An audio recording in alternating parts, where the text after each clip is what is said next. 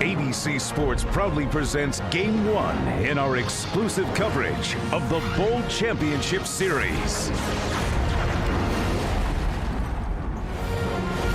It's a fast track, ladies and gentlemen. Temperature is in the 70s. We could have a good old-fashioned high-scoring shootout at the Tostitos Fiesta Bowl. The Ohio State Buckeyes 9-2. The Notre Dame Fighting Irish 9-2 meet in this, the first of 4 BCS games. All will be broadcast in HD, presented by DLP Picture Technology. Ohio State fans have waited for this scene. Number 42 is in uniform. Broke his ankle. The final game of the season. Jim Trussell standing by with Jack Arute. And Jack, what's the latest on Bobby? Can he go? Well, let's check with the coach. How much can you get out of Bobby Carpenter today, Coach? Probably not much, but first of all, you need to stay in that collar. You're not looking sharp. Bobby's dressed, but probably won't play. So how will that impact the game, Coach? Well, he's a playmaker, but we've got some guys, and, you know, we're going to have one less, but he'll be here in spirit, and he'll be yelling like crazy. Thanks for the stay. Okay, buddy. A real nervous head coach of Ohio State. Remember, he won a national championship here. So let me turn you loose on the 2 quarterbacks. Compare them for our audience. Not everybody's seen Troy Smith and Brady Quinn. Well, let's start, Brent, with Brady Quinn. From the first half against Pittsburgh until the last drive against Stanford, no one has thrown the ball better than Brady Quinn. He has won football games. He is unquestioned leader in the best passing game in college football. But in the second half of this football season, Troy Smith has broken out. You'd be surprised to know he's the 6th rated passer in college football, and he beats you in a lot of different ways. Ohio State has ridden Troy Smith, and he can beat you with his arm and his legs. And Gary, we will see Quinn with the first series of the game as the Buckeyes won the toss and they deferred. Officiating crew is from the SEC, a good one. Josh Houston, who has kicked it in and out of the end zone all season long with the ball on the 35 and along the ground. It is fielded at the 18-yard line by an upback, and the Irish will start at about the 28-yard line. There's Brady Quinn over with the guru, Charlie Weiss. And so he comes out. And folks, notice 32 touchdowns and 7 interceptions. What about defending Quinn here today, Gary? Well, remember, you're defending Quinn and Charlie Weiss. You must mix up your fronts and your coverages. If Brady Quinn knows where you are, Charlie Weiss will know where you are, and he will pick you apart. A lot of movement for Ohio State.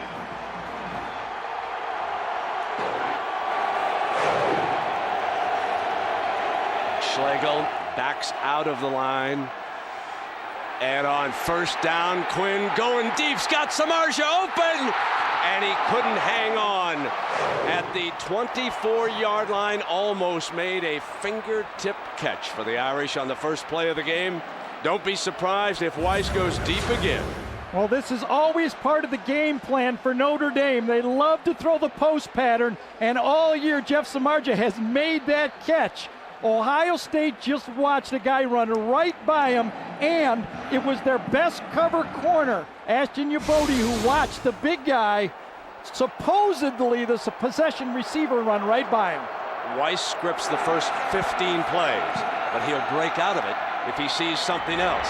Samardzija on the flanker screen, run out of bounds on the near side at about the 35-yard line by Dante Whitner, the strong safety.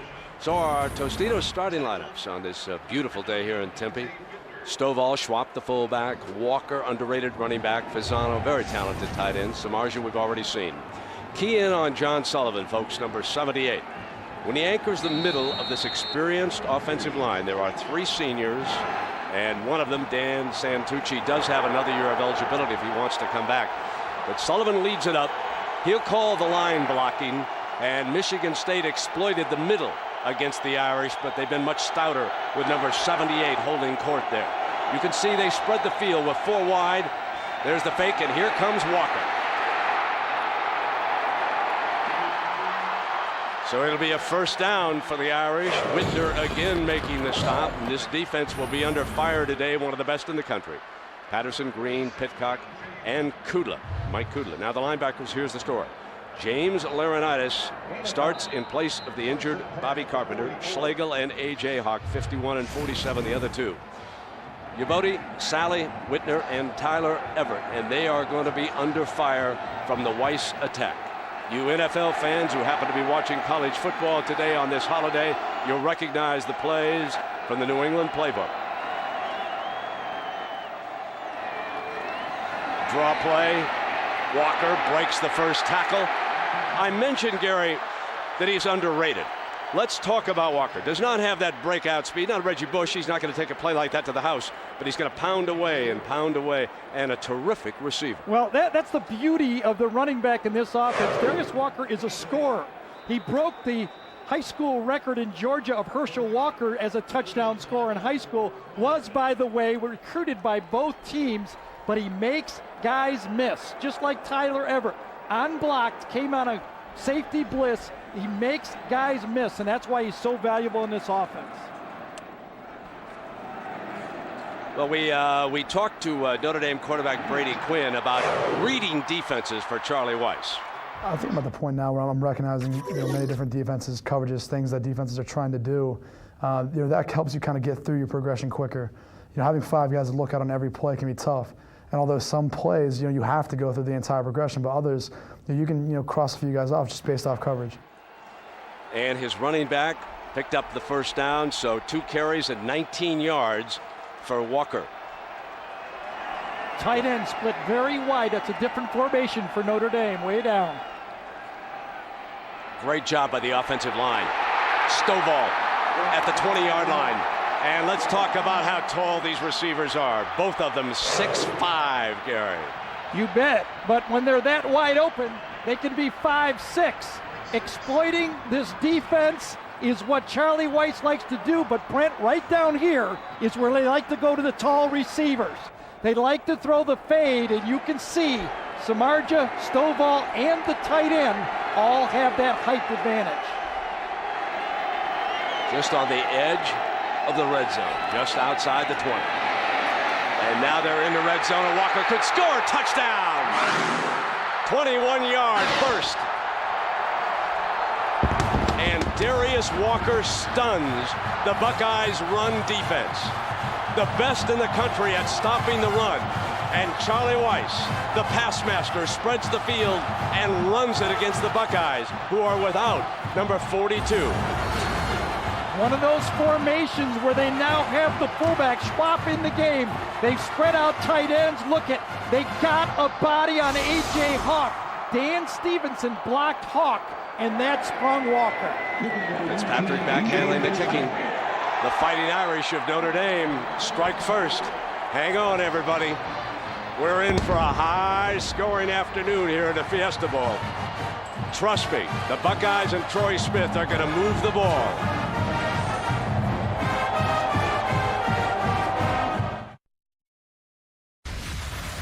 Well, let's look at the play behind the play here. This time it was Dan Stevenson, number there, 74, getting to A.J. Hawk. Watch how he rubs off, make sure the tight end, the defensive end doesn't come in, and then picks off number 47. That is the game plan. Put a body on number 47, and that sprung him. 427 points, a Notre Dame record.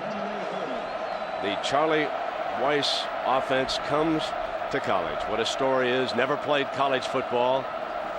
Graduated from Notre Dame. Short, and here comes one of the return twins. They're going to run a reverse. Fake it. And it was Santonio Holmes as Gonzalez gave him the reverse look, and Holmes kept it. Now Troy Smith, who we think is one of the most underrated quarterbacks in the country. Folks, look at this. 14 touchdowns, 4 interceptions, 300 yards against Michigan. Gary, he has improved dramatically. Yeah, he is a tough football player, and the Notre Dame defense and Rick Minner, the defensive coordinator, will try to spy. I think Michigan made a mistake in keeping their spy guy too deep. They need to move him up and crowd the line of scrimmage if they spy, because if there's any space, Troy Smith will beat you. Antonio Pittman, 1,000-yard rusher, starts off the game. Left side is jammed. Would not move, and Maurice Crum, whose daddy played for the Miami Hurricanes, our Tostitos lineup, you can see Ted Ginn Jr. Many of you know about him. Santonio Holmes, a junior, but he could be opting for the NFL after this game. There's that offensive line, and we will see Alex Boone up there, folks, as a third tackle. Doug Daddish will line up as a tight end in their jumbo formation. He's not an eligible receiver because of the number 50. Now they bring Nick Mangold as the ringleader coming up to the line of scrimmage.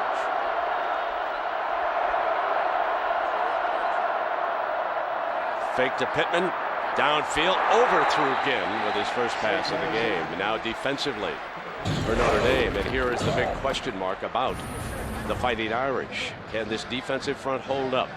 The Buckeye coach is very impressed with number 66 and number 95. Evie Omri and Landry. The linebackers, Hoyt Mays and Maurice Crum, who's already made a stop. And then the secondary. Can they hold up against Ginn, Holmes, and Gonzalez? Tom Zibikowski, a tough youngster from Arlington Heights, a former Golden Gloves boxer. He can hammer you. But first he's got to catch number 7 and number 4. Nickel backfield, Troy Smith from the gun. He's an outstanding runner.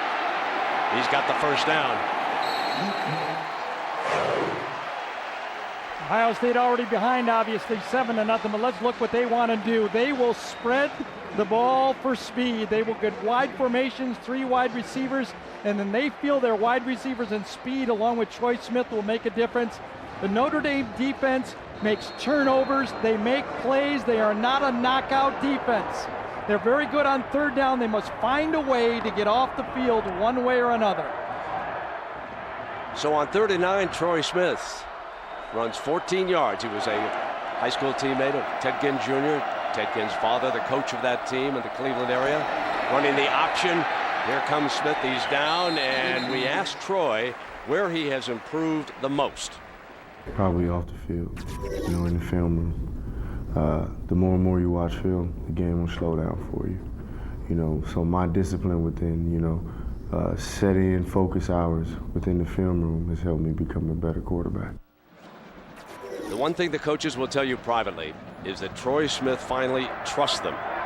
And it is that trust and that relationship that has improved dramatically over the last year. Many people think that this Ohio State team would have had a much better chance against Ohio State had he been ready to start that night back in Columbus. Pittman with a jumbo, the third tackle in, and nothing doing it.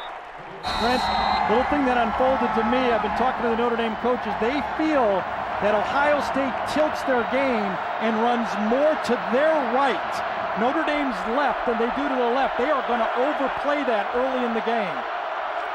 Well, Troy Smith burned them the other way, but that time they did come to the right with the running back.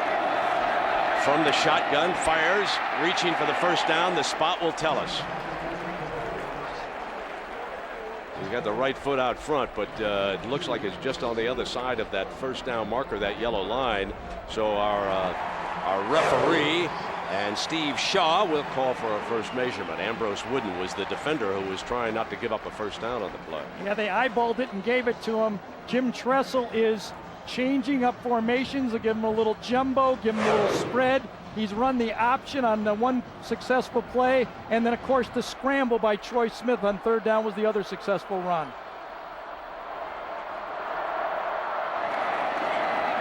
Offensive line gives Troy plenty of time. Goes deep, Ginn's wide open, folks. Touchdown. Here we go. Get out the adding machine. We're underway. 56 yards, and Ted Ginn Jr., the speedster, just blew past the secondary. Ambrose Wooden peeked into the backfield. He thought it was going to go to Santonio Holmes, and then all of a sudden the high school teammate from Glenville High School in Cleveland, quarterback to receiver, puts 7 points on the board. Josh Houston, the extra point. The punter, A.J. Trapasso, is the home. Ohio State and the Fighting Irish of Notre Dame are deadlocked at 7. We played less than 5 minutes, and both teams have struck. Notre Dame driving for a score. The Buckeyes go the long way.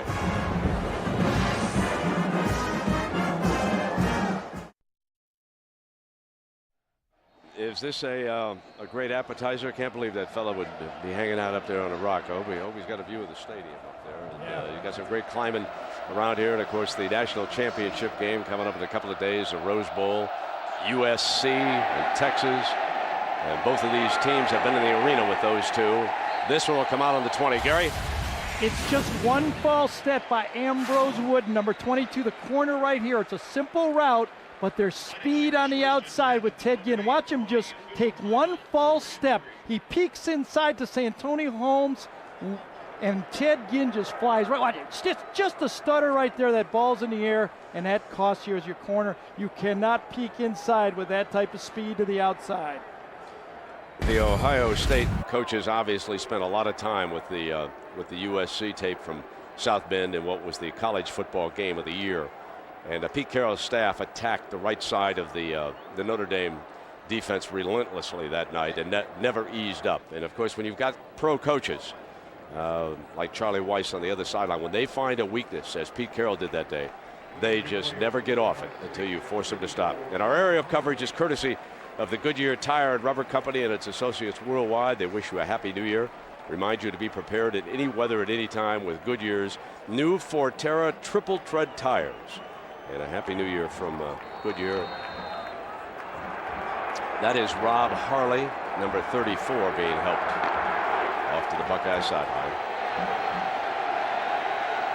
Now 1st and 10 from the 20-yard line for Brady Quinn, the 6'4" junior from Kaufman High School in Dublin High School, just outside of Columbus, Ohio. Recruited by Ohio State, recruited by Michigan, but he always wanted to go to Notre Dame. Incomplete. Not afraid to go to coverage. And Jack, I know there's a very special relationship between Coach Weiss and Brady. And it started a little rocky back in spring ball, Brent, when during one of the early practices, Brady made some mental errors, and Charlie Weiss said, that's why you'll always be nothing but a 50% passer. He beat Brady Quinn down, then he built him up. I asked Brady what he learned the most from his new head coach. He said to live in the present, don't worry about the past, and let the coach worry about the future. Indeed, and when Charlie breaks down tape, he likes to look at it from the perspective of a quarterback. What would the quarterback have seen out there? It's easy for us to second guess watching, but split second as he hands off to Darius Walker, who scored that touchdown, and he breaks free on that far side before he is pushed on. There is a penalty flag. Yeah, it looked like Maurice Stovall was holding downfield that time on that block that broke Walker. Well, you can tell not happy. At least it's on Notre Dame. You're sure of that. Let's look at the game plan for when the Irish have the football. They want to block Hawk and Schlegel. Number 47 and 51 have been circled. They must put a body on him every play. Ohio State must win the deep ball battle, and when they get into the red zone, the high ball battle. Notre Dame will throw fades down there, and the undersized corners and safeties for Ohio State must win that battle. And for a guy who didn't play, he can lather an official pretty good now, can't he, folks? He's learned from the best. He's learned from the best. Well, right? Does he look like Bill Parcells or what, folks? I'm here to tell you right now, from my perspective, he's simply the little tuna. And when you sit in a room with him and listen to him, you're saying, I'm listening to Coach Parcells. This is where he learned first. And inside the matchup, this Notre Dame offense, you can see where they ranked against the Buckeye defense. We told you the Ohio State defense was number 1 against the rush, but Walker off to a very good start, and now it'll be 2nd down and 10.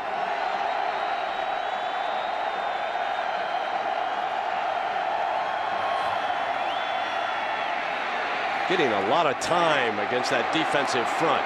Stovall just short of the marker, and Schlegel, number 51, the fine inside linebacker for the Buckeyes. Watch A.J. Hawk right here, number 47. He runs at what we call a delayed blitz. He'll back off and then try to sneak in with a delayed blitz, and he is picked up by that Notre Dame offensive line. That time it was Ryan Harris who was looking for him. He has been circled in the game plan, and one thing Charlie Weiss told us is, we will get a body on 47. We don't know if we can block him, but we'll put a body on him. Power formation, freshman Aesop Schwab. He's got it. The young man from Hartford. He was forced in very early because of a suspension. And against USC, he had difficulty picking up blitzers. But as you watch the more recent game tapes, as he goes out right now, you can see the fine coaching that has gone on with Charlie Weiss's staff and his ability to pick up. And now they have the confidence in him that we're in that short yardage situation. They can hand it off to him. He's a very good prospect out of the state of Connecticut. First down and 10 now. 8:46 to go. 3 tight ends right there. And of course they throw it to the outside man in that situation. And Samardzija making the catch, and Yabodi is there defensively. Well, let's do a little scouting report on Brady Quinn right here. First of all, he's accurate. He just gets what he throws at, and he's disciplined. You do not play quarterback for Charlie Weiss if you can't take orders, and he's learned to take orders. And we saw it against Stanford, and we saw it against USC. The man simply can handle pressure. 2nd and 5 for Quinn and the Irish. Deadlocked at 7, 8:05 to go in the first quarter. The Tostitos Fiesta Bowl, Tempe, Arizona, temperature mid-70s. Walker is such a patient runner as he comes up behind that offensive line. You can watch him hesitate and look for his daylight, and then once he spots it, bang, he goes into it. He's a very intelligent running back. Mike Kudla, outstanding defensive lineman for the Buckeyes, makes the play. And Weiss gets ready again. I'll tell you what's jumping out here right away early is this Notre Dame offensive line is handling the Ohio State front four. Now that Ohio State front four will battle you the whole football game, but so far the Irish offensive line is equal to the task. See if Brady comes back or goes himself. Now this is the thing about Brady Quinn. He's 6'4", and in watching the tapes, the thing that jumped off the page, in fact, Pat Hayden, who does the games up in South Bend, commented on it, how strong Brady Quinn has become over the last year or so. And when you watch him, folks, when he's in the pocket and they'll start to blitz him, they're going to have to come after him if he gets too much time and they get a hand on him. It is very hard for one defender to bring him down. A very, very impressive signal caller.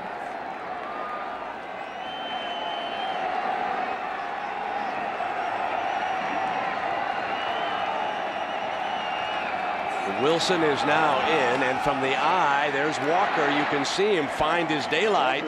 And back to A.J. Hawk, and just what Gary said, listen to him on Notre Dame's offensive line.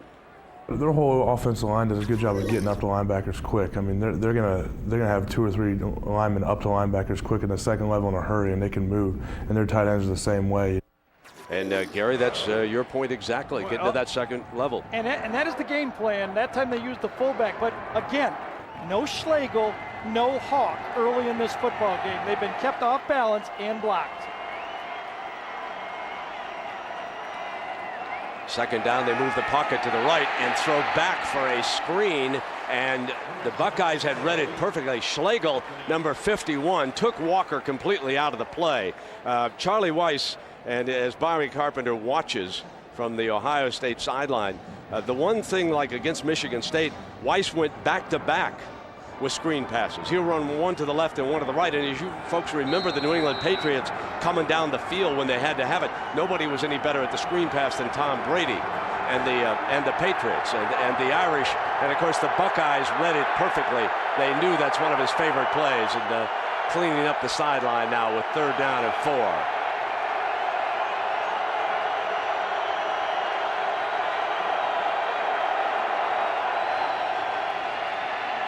Another good job by the offensive line, but Samardzija was well covered by number 9, Whitner.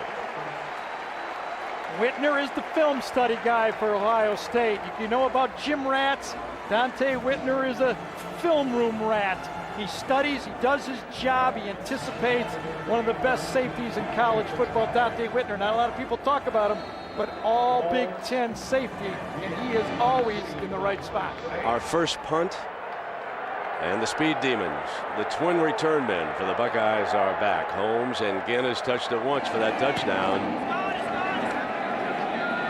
This will be Holmes at the 10-yard line with a fair catch. DJ Fitzpatrick with a fine punt. We'll take a break. Tied at 7 at the Tostitos Fiesta Bowl.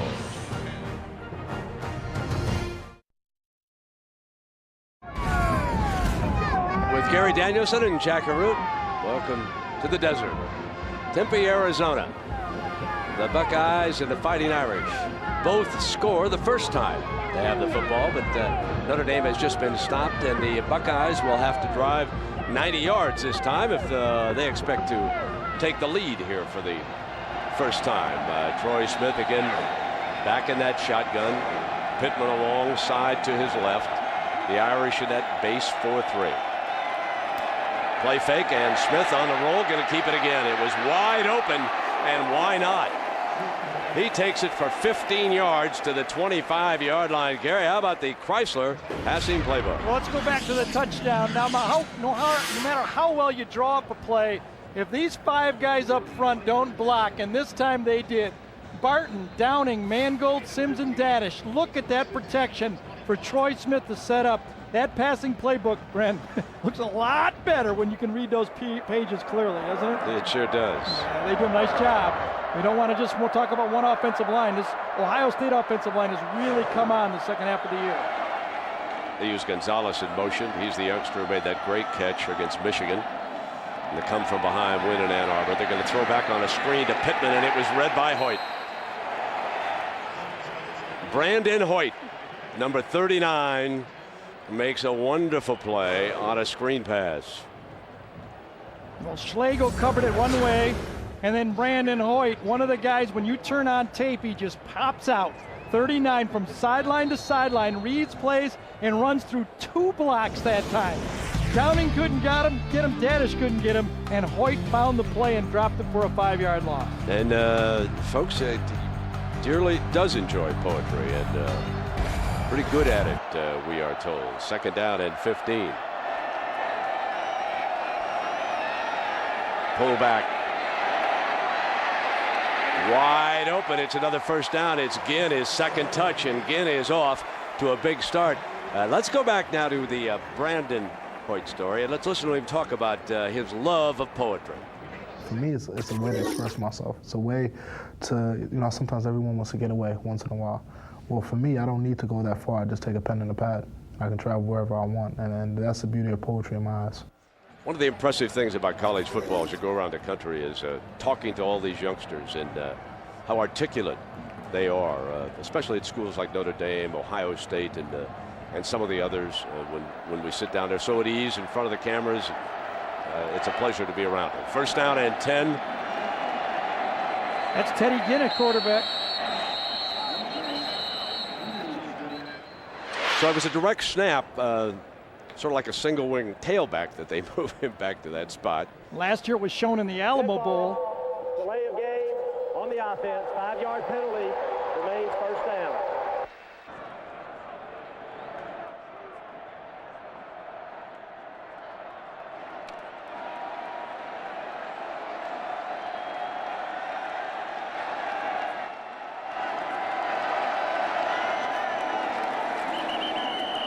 And there's another penalty flag. This is coming back.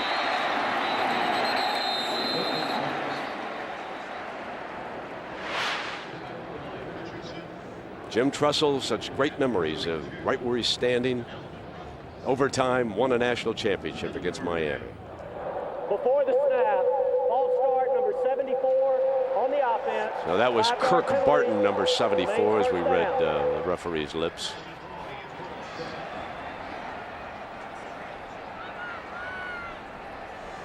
So there is the sister of the Notre Dame quarterback, Brady Quinn, and the girlfriend of the All-American linebacker. There's the brother. And yes, the three of them have been together, having a little conversation, a little good-natured kidding. But for Irish players, it's off limits to talk to Quinn about it at all. And Smith's in trouble. Shakes, fumble, put it down.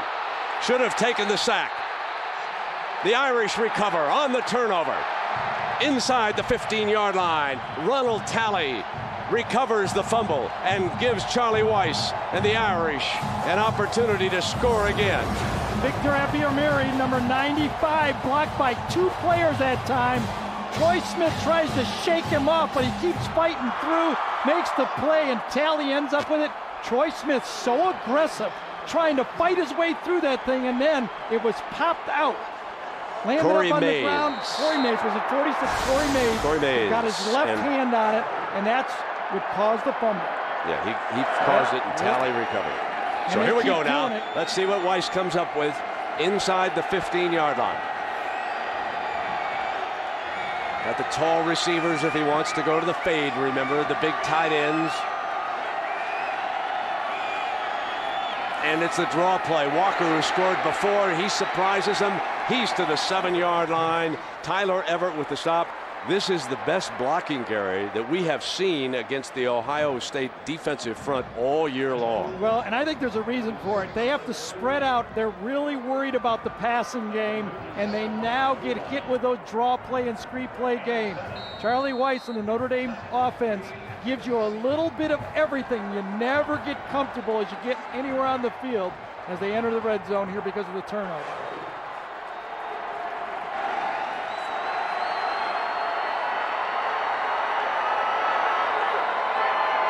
Toss play. Walker has Carlson, one of the blockers, and it is blown up beautifully.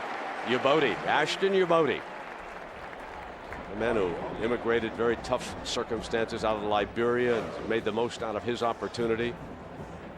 6'1" corner for the Buckeyes, and makes him sit now in 3rd and 2, and we'll see. And you can see Carpenter trying to signal out to the defensive front how to play against this.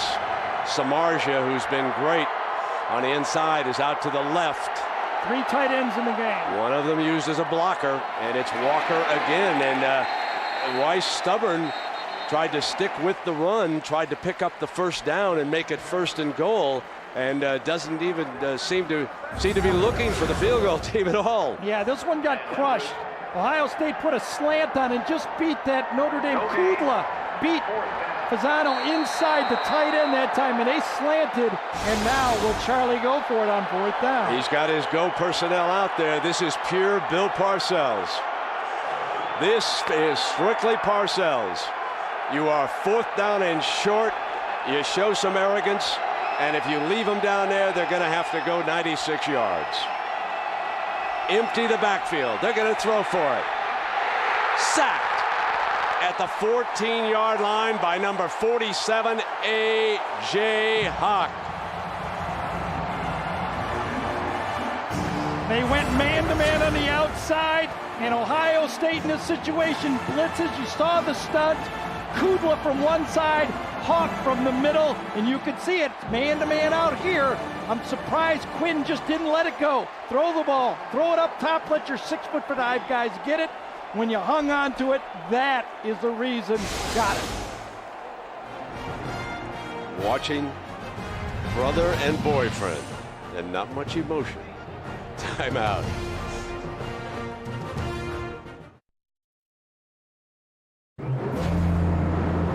The best thing about going to Ohio State is I'm from Ohio, Ohio bred, and Ohio is where I finish. And now Troy Smith, after turning it over to the Fighting Irish, who did not come away with any points, now has a chance to come back and move it about 86 yards. A 1st down on the 14-yard line, and a graphic that tells the story. Gary, you want to tell us about it? Yeah, he's been hot 2nd half of the year, no doubt about it. Pittman. How about that? Ran the ball to the left and was successful. I think that crossed up that Notre Dame Irish defense, and that's the first successful design running play they've had for Ohio State. 2nd down and 2.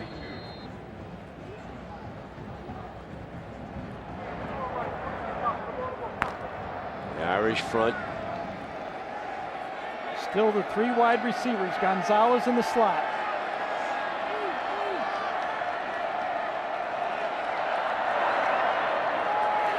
Pittman for the 1st down. He has got it, being wrestled down by Derek Landry.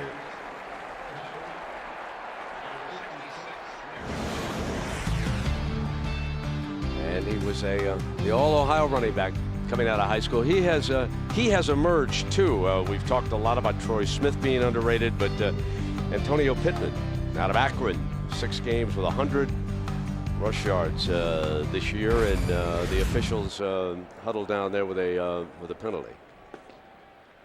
We'll get an explanation here on it. The result of the play was a first down for Ohio State. After the play, dead ball, personal foul, number 77 on the offense. The penalty will be half the distance to the We goal think and Rob result in Sims, first and 10. number 77, committed that personal foul. Take a look at this, Gary. Left guard, 2-year starter at left tackle, now at guard. This is the end of the play. Play is down. He puts his hands right into the face of Ndukwe, number 18, the safety, and that was right in front of the official. Sims, a 3-year starter. Interesting about Pittman, Brent. You talk about a tailback. We talked about how Troy Smith has emerged. Antonio Pittman didn't score his first touchdown until the 8th game of the season against Minnesota. Imagine that, a tailback at Ohio State not scoring a touchdown until the 8th game of the year. Draw play. And a host of blue jerseys there. Talley leading the way. Talley shaken up late in the season for Notre Dame, but able to start today's game. Makes a difference with their front. The final seconds tick away, quarter number 1. The scoring was easy early, but not so easy late. An ABC Sports presentation of the Tostitos Fiesta Bowl will continue. While you're away, Charlie Weiss expressed his dissatisfaction with the offensive line and the fact that they did not protect Brady Quinn in that last sequence against A.J. Hawk. He's a very animated coach on the sideline. He gets right in the players' faces. He can be heavy-handed over there. And now the Buckeyes with a 2nd down and 9.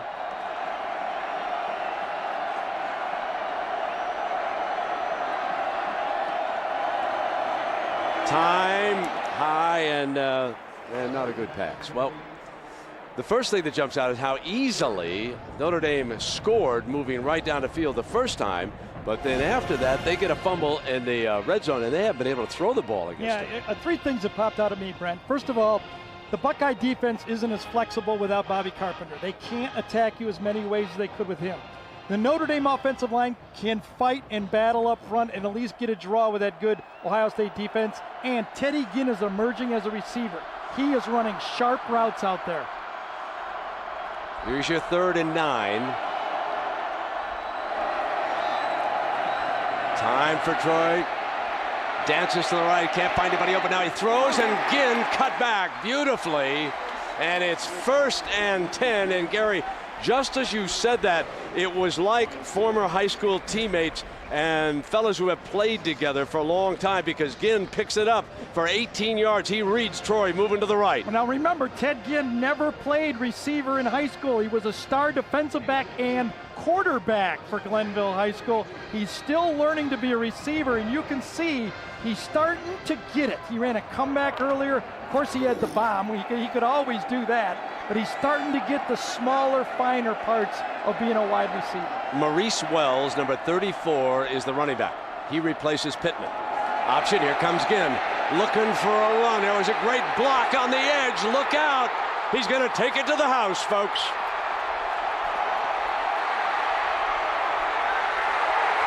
Touchdown. Ginn's 2nd of the afternoon. 68 yards.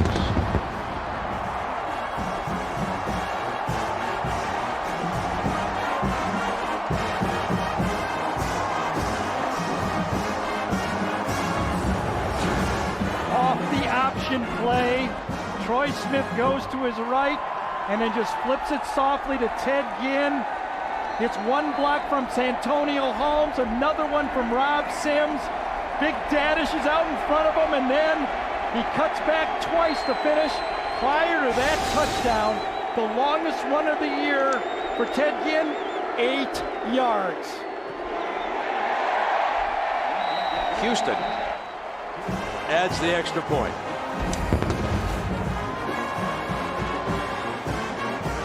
14-7. Buckeyes.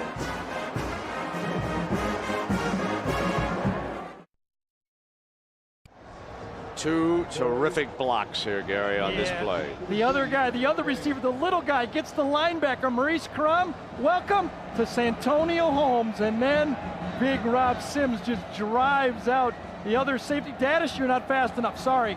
He's got to go right by you. He's on a different bus. And then it was up again.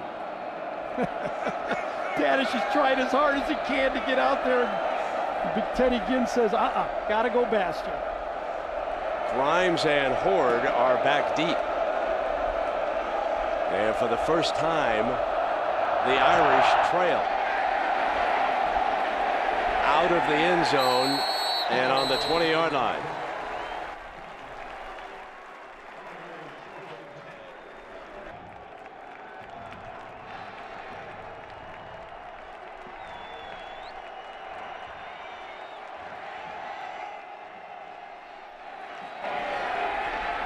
There's Quinn, and another pass that is dropped.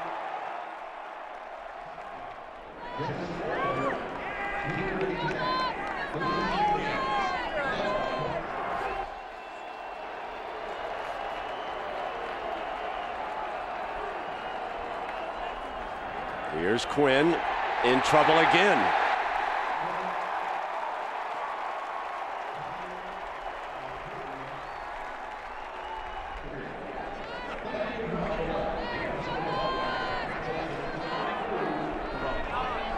Gary, there's your second sack of the game. Yep.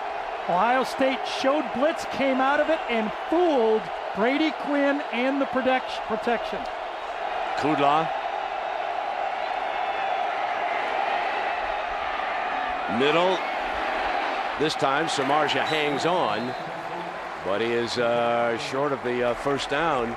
A.J. Hawk is there defensively, such an active linebacker. The defensive player of the year in the Big Ten, runner-up for the Butkus Award, and we don't want to take anything away from Paul Posluszny, who's the junior, great linebacker with Penn State, but there are some who thought that because Hawk was a senior, he might win it, and Paul might win it next year, but whatever. Fitzpatrick is back to punt. And we're going to have Ted Ginn. Here's the man, fair catch. Up into the sun at about the 29-yard line, and so the Ted Ginn Show. Camelback Mountain, one of the great landmarks down here around the Phoenix area. Oh, the growth, folks. You can see where those houses are, the sprawl, and some of the great golf courses. We have that shot again. One of my golf balls I think I saw right up there on the mountain. I wasn't going to mention that. 14-7. Inside. Pittman back in the game. Battling to the 30-yard line. Picked up a yard. Brandon Hoyt, number 39, making another stop. And there's Ginn over with Coach Tressel. Tressel has an outstanding bowl record. Lost his first one against Lou Holtz in South Carolina. As time ran out, the Gamecocks kicked a field goal. Then they came right back. Won the national championship in that dramatic overtime game against Miami. Came back and beat Kansas State in a Tostitos Fiesta Bowl last year with a backup quarterback, Justin Zwick. Beat Oklahoma State in the Alamo Bowl. Just a tremendous record since he took over the Buckeyes. Deflected, incomplete, and Talley, number 99. And you can see a penalty flag. They were joined down there. You could see the join as you. Boy, that's going to be on Notre Dame, I think, and Maurice Crum.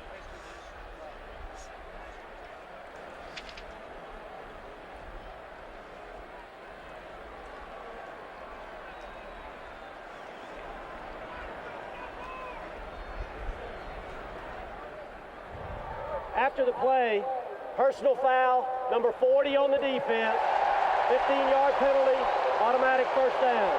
So it is against Crum. Yeah, he's been decleated on a reverse, and you can see he's got a big battle going there, and then he slugs Daddish on the play right in front of the official. You tried to see his teammates pull him away, but just a little bit late. Hard to believe that these two schools, Ohio State and Notre Dame, less than 300 miles apart, have met only 4 times in their history. This is only the 5th meeting between the Buckeyes and the Fighting Irish. It is a timeout on the field, so we'll take a break with Ohio State leading it by 7 points.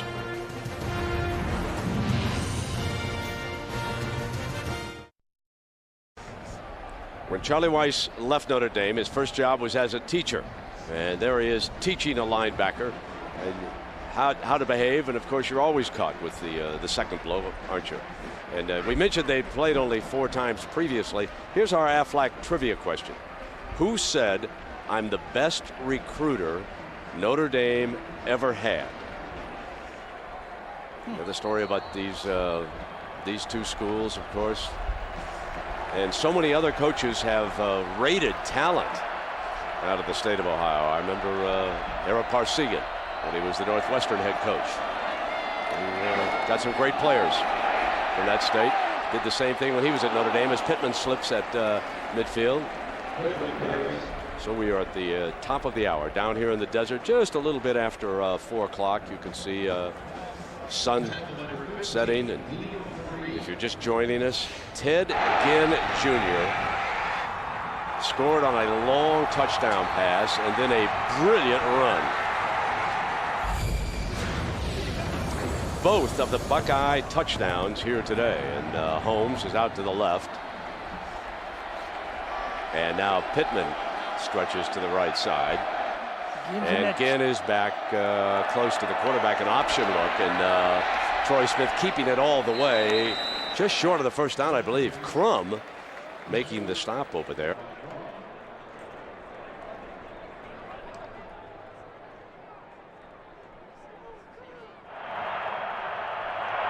Deontay Johnson in at running back. They barge right straight ahead to pick up the first down. Let's see where they spot this. This is going to be close. That surge pushed him back a little bit. You can see our 1st and 10 line. Ohio State has been very good the last 3 games of the year, and so far today if they make this, they'll be 4 for 4 on 3rd down. In the last 3 games, they've been 70% conversion on 3rd down. That's the emergence of Troy Smith and the way this offense has taken his skills and kind of spread it around to all those athletes for Ohio State.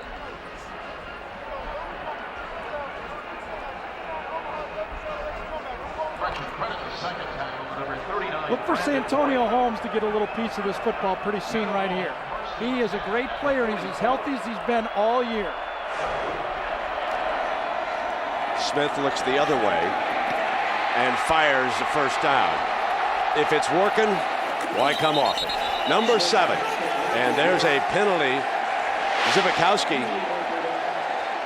overlaid on the play on Ginn. And we'll see if the Irish are guilty again, as Hoyt is in there and shaking his head, and that indicates it's going against Weis and Notre Dame. How about how many fakes Ted Ginn gave after he caught that football? Is he calm with that football in his hands?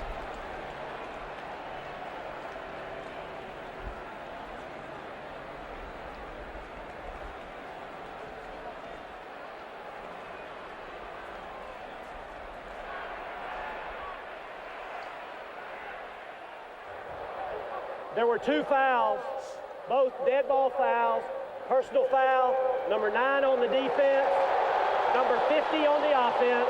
The penalties will all set. It'll be 1st and 10. Doug Dadish, Zivakowski, of course, we saw out of bounds. The hard-hitting safety from Arlington Heights, who was once a Golden Gloves fighter. Dadish is down in on the inside, and you'll watch Zivakowski come over to the sideline. Watch number 9. And he pushes Ginn, and you can see Dadish up ahead gave a shove to Maurice Crum. So they were both guilty, and it'll be 1st down and 10 with the ball on the 27-yard line. Pulling back. Firing complete again. And Santonio Holmes is down around the 10-yard line.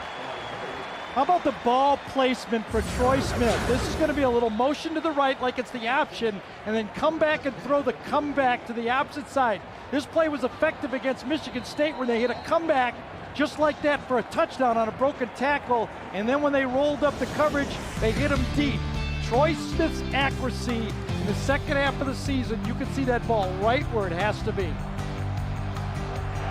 Frost, the tight end, is to the right side of the formation.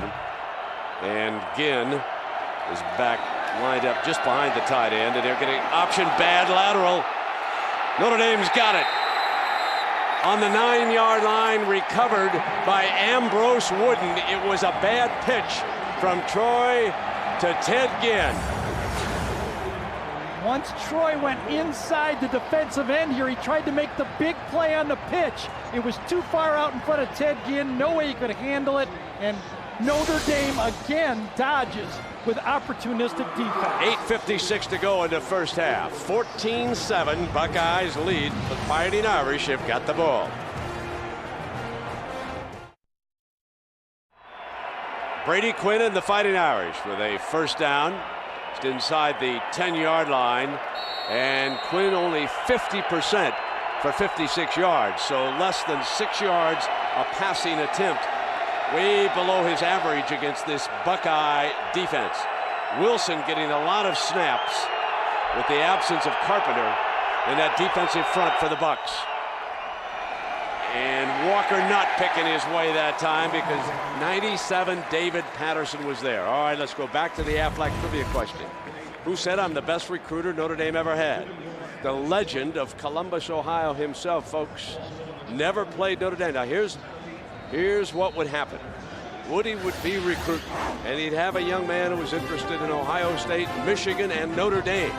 Woody wouldn't think he's going to get him. So he would say, oh, you've got to go to Notre Dame. That's a wonderful school. Great education there. And, of course, he wouldn't mention the school up north. So he once told friends and colleagues, I'm the best recruiter Notre Dame ever had, as the penalty flag comes flying. And, of course, Woody would never schedule the Fighting Irish. One of the reasons folks who knew him really well have said through the years he didn't want to rip apart the extensive Catholic community in the state of Ohio. He did not want them taking sides.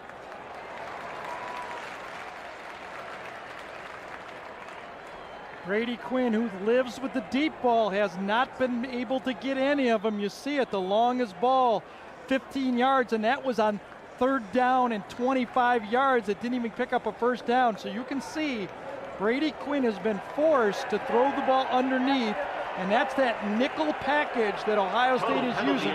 They have freshman Malcolm Jenkins, number 2 in the football game, and as Brent mentioned, a lot of different guys up front, including Lawrence Wilson, number 87, David Patterson. They're going about 8 deep on the defensive line.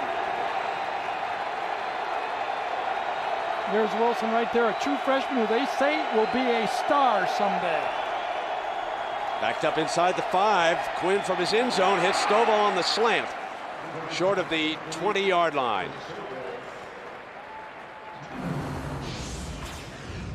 Notre Dame all year, starting out, look at that, touchdowns from every part of the football field. They have been a juggernaut. And when they get the ball in good field position, they almost score 50% of the time. Look at between the 20 and the 20, they're nearly averaging 50% of the time a touchdown. 3rd down and short for the Irish. The freshman fullback is in front of Walker. 2 tight ends. Again, the freshman fullback to the 20-yard line for the first down for Notre Dame. And Hawk making another stop defensively. So Aesop Schwab, number 44, has been the first down guy. And here, let's watch the great linebacker. Well, A.J. Hawk, as you can see it, another guy, Dan Stevenson on A.J., but 3rd and short, you're going to get a guy on a linebacker. The key to the Notre Dame early was they got a guy on A.J. on 1st and 10. But so far lately in this game, A.J. Hawk has been roaming much cleaner. Matt Shelton is out to Quinn's right. Quinn identifies where Schlegel's going, and now Schlegel's going to blitz him. Quinn wants to go deep to Stovall. Hand battle incomplete. And the corner on this side, Malcolm Jenkins.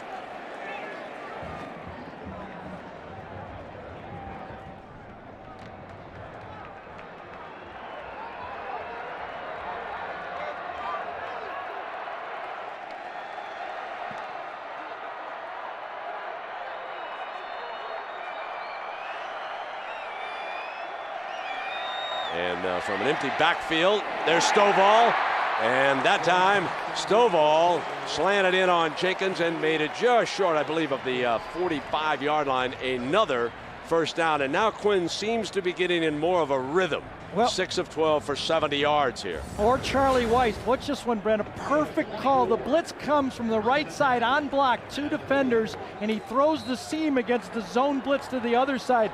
That time, with the coverage that Ohio State had on, you could not have called a better pass to Maurice Stovall. Very highly recruited out of the Philadelphia area. In fact, he was in Jim Trussel's living room.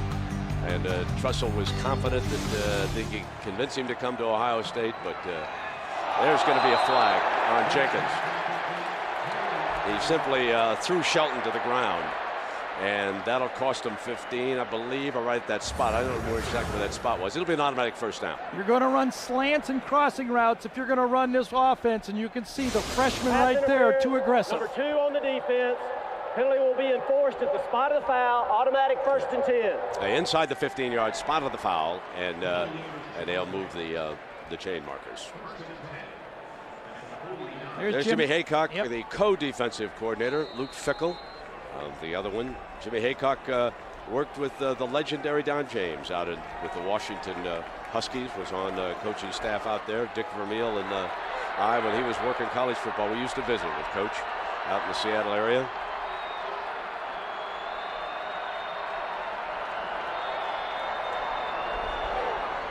Here is the toss, and nothing much doing, only a yard as we check in with Jack.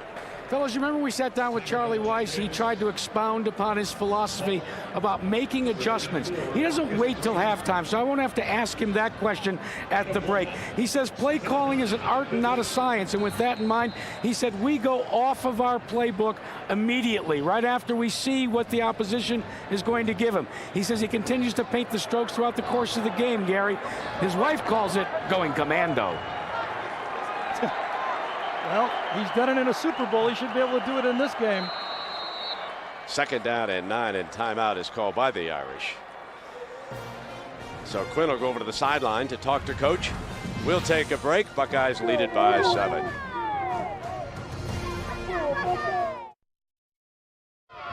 And of course, all the cheerleaders and support crews, bands enjoying the Tostitos Fiesta. Well, that tells a story, folks. Notre Dame had 72 yards on its first drive and only 82 cents. The Buckeyes are averaging 9.6 yards a play. So the Irish will have to pick it up against this tough defense. Nothing doing again. Schlegel cleans it up that time as he brings Quinn to the ground. Notre Dame scored on its first possession. Schlegel and Hawk, without the great Bobby Carpenter, are getting the job done, and Notre Dame facing a 3rd and 9. Too low. Samardzija has been wrapped up. 3 catches, 22 yards is all. Averaging just a tick over 7 yards a catch, and the Irish being forced to punt again. And you wonder if the frustration is mounting for Coach Charlie Weiss after what seemed like a pretty routine opening drive, and not much going his way since then. And DJ Fitzpatrick on the field, and the Twins are back. Ted Ginn and Santonio Holmes standing on the Buckeye 10-yard line.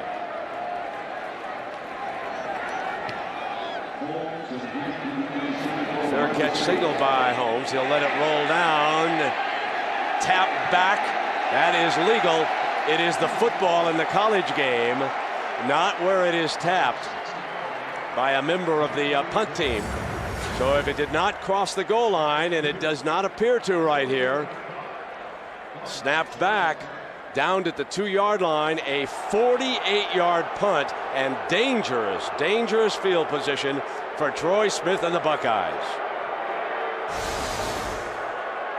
Aerial coverage courtesy of the Goodyear Tire and Rubber Company, reminding you to get superior traction in any weather with Goodyear's new Forterra triple tread tires. And you look down at this gorgeous scene here in Tempe, Arizona. First down and 10.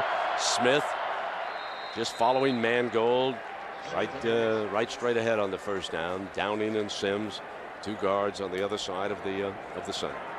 It has been a chess match for Jim Tressel in this football game, offensively and defensively. Last time, Notre Dame had the ball on third down. Ohio State came with 3 linebackers, 4 down. They didn't even have nickel in. Now, after the punt, they've got their power against power. No one giving in, no one showing their full hand in this match.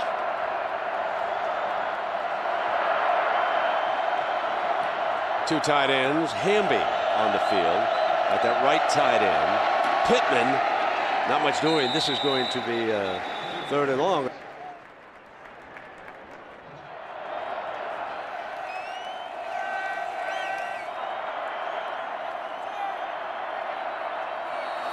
Smith on third down, and there was a whistle just prior to the snap.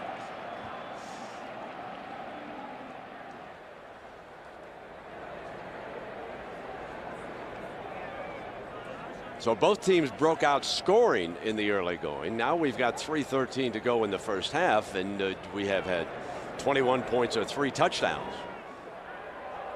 Please keep the lower camera off the field of play. The play was stopped. The camera was on the field. We'll replay third down.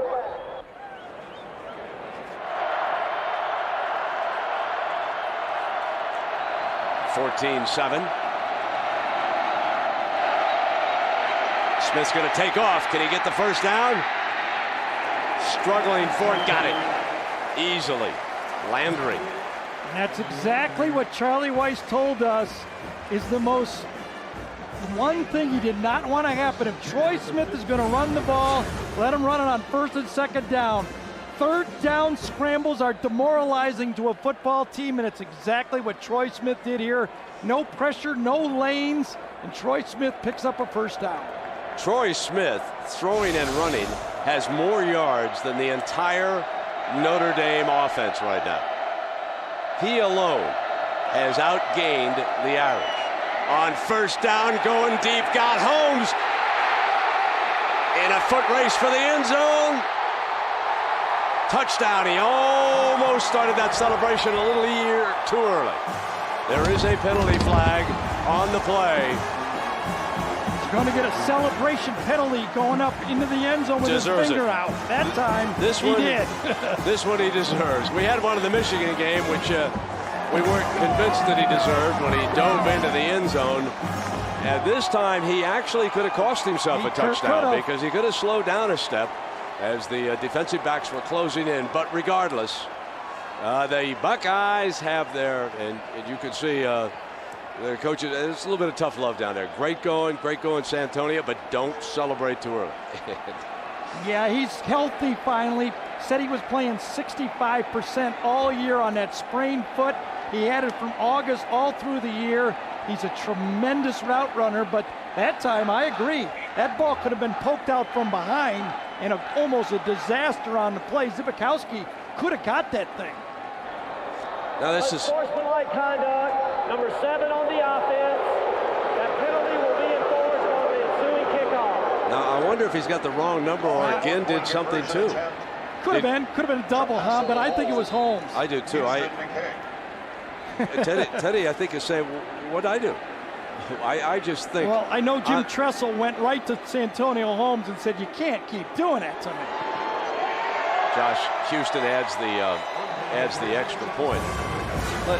Let's take another look at Santonio Holmes and watch as he pulls away well short of the end zone. He'll raise his finger in the celebration. Zibikowski almost got it, didn't he? Yes, he did. He almost got that. Here's the key. Watch Troy Smith duck his head. It's a play-action pass. Stan White Jr. comes in, and Duke Way thinks it's a run, and all of a sudden, Santonio Holmes right down the middle of the field. The ball is thrown perfectly, and Holmes almost gets in there with the ball. Here it is. Here's the safety they're playing. Comes in and then right by him. Watch this. Great play action pass. Ndukwe gets his nose a little bit too far inside. Wooden stalls just a little bit right there, number 22. And Santonio Holmes takes it almost to the house without being touched. And the referee simply made a mistake on the number. It was Santonio Holmes who drew that penalty. That drive started from the 2-yard line. That is a 98-yard drive.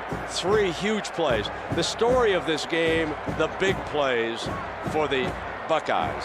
The 56-yard pass to Ginn. The 68-yard run by Ginn, and then the longest touchdown pass in Fiesta Bowl history, 85 yards to Holmes from Troy Smith. Now you look at Troy Smith's numbers.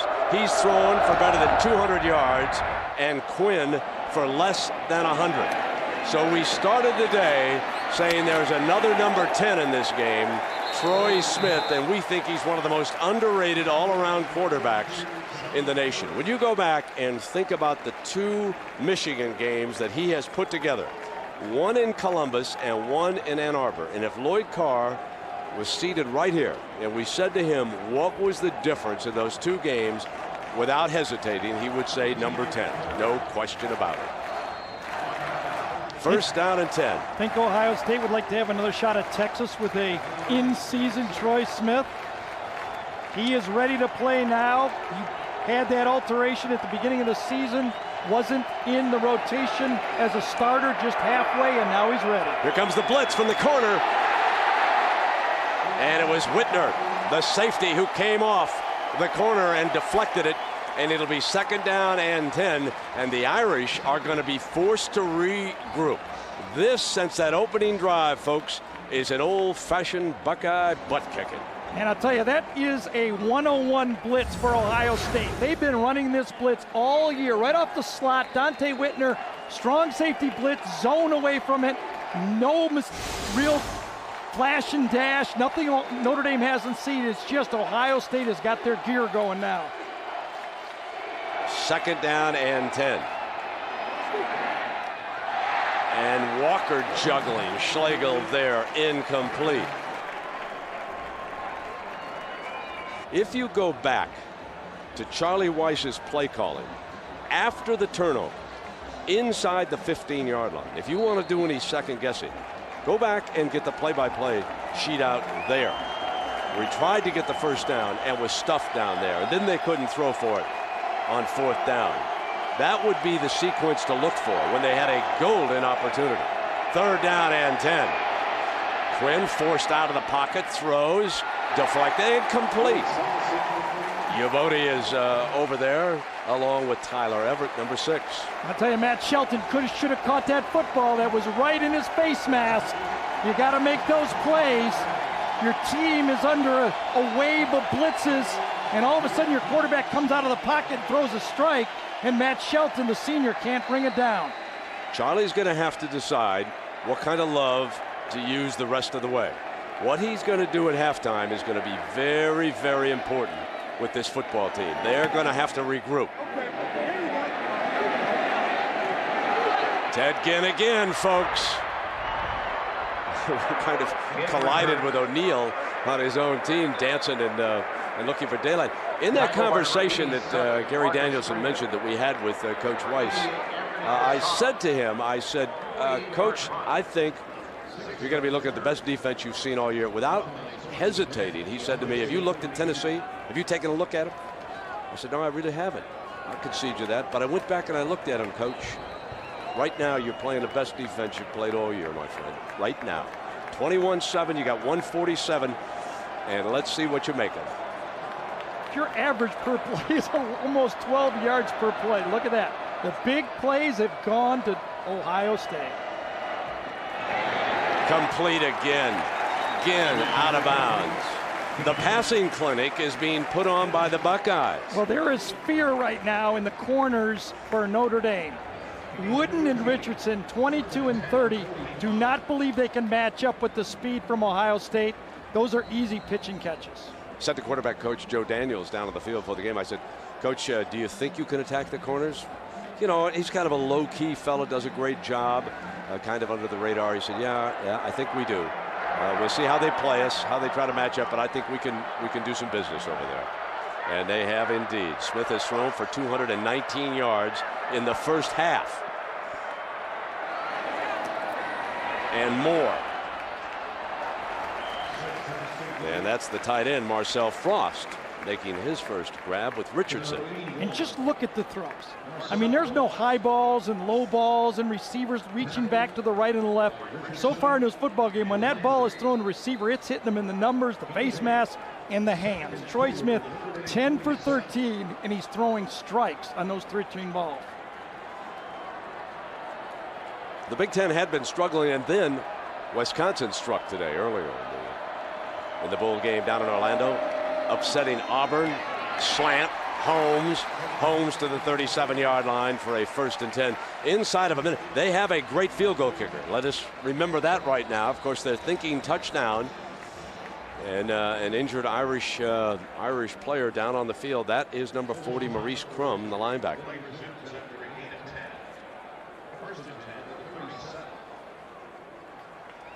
So the Buckeyes of Ohio State, they just love this venue.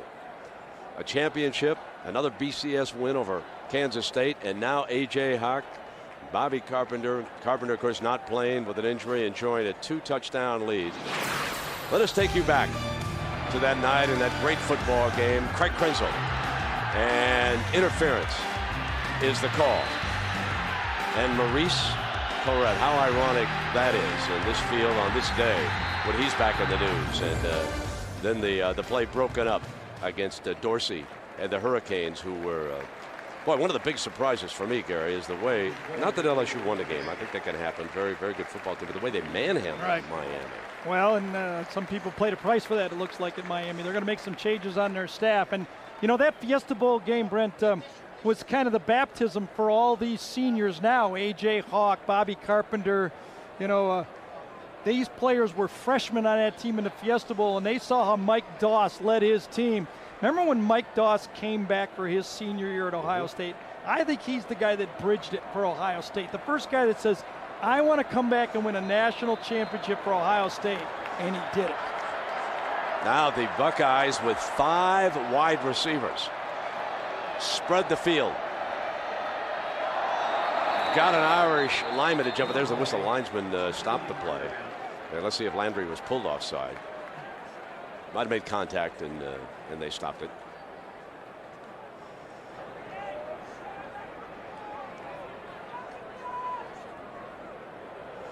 Dead ball, offsides in the middle of the defensive line. 5-yard penalty, still first down. The strategy for Ohio State to spread the field and use their speed has paid off handsomely. 21-7. It is just obvious up here watching this. This is what Jim Tressel has hung his game plan on. Put his 3, 4, 5 wide receivers on the field, spread them out. And look at Roy Hall right here. He's got a great matchup with no safety in the middle of the field. Here comes Troy, keeping it again in the middle of the field to the 21 for a 1st and 10, stopping the clock with 33 seconds. And with Houston over here on the sideline, I believe a timeout has been called. And look at that difference.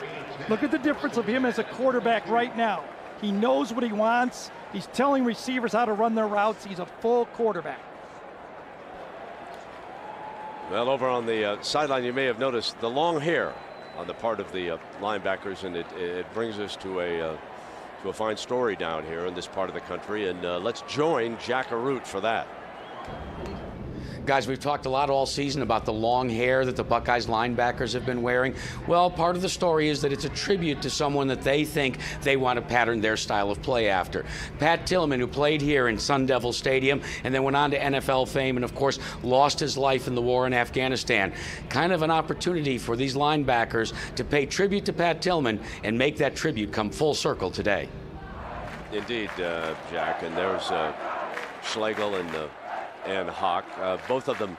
Schlegel, for example, said that his wife would like him to cut his hair, and Hawk says his mother would like him to cut his hair. But it's a wonderful tribute to to a tremendous American, Pat Tillman. I had the pleasure of covering some of Tillman's football games when he was down here at Arizona State, and he was a great warrior. And it's first down and 10. Smith is emptied out the backfield again. Just firing to Gonzalez. Gonzalez makes a cut. Zivakowski couldn't get him down. There's a penalty flag. Yeah, I had him in the face mask. On with Yes, the face mask penalty yes, here. he did. The 10-yard line, so that'll cost him even more yards with 26 seconds, and the Irish trying to hang on. They would be happy for a Houston field goal right now and not give up 7. The Buckeyes, meanwhile, they're going to take a crack at the end zone here for a time. And it saved Ohio State their last timeout also with 25 seconds to go. Troy Smith was running to call timeout, but the penalty canceled it. There were 2 fouls on the play. An eligible receiver downfield on the offense. The slot back was covered up by the wideout, therefore he's ineligible. Face mask on the defense, number 8. Those penalties offset. We'll replay the down. First down. Number 9 was guilty of the face mask. Yeah, and that time Anthony Gonzalez lined up on the line of scrimmage. He needed to back up, so he made his own mistake.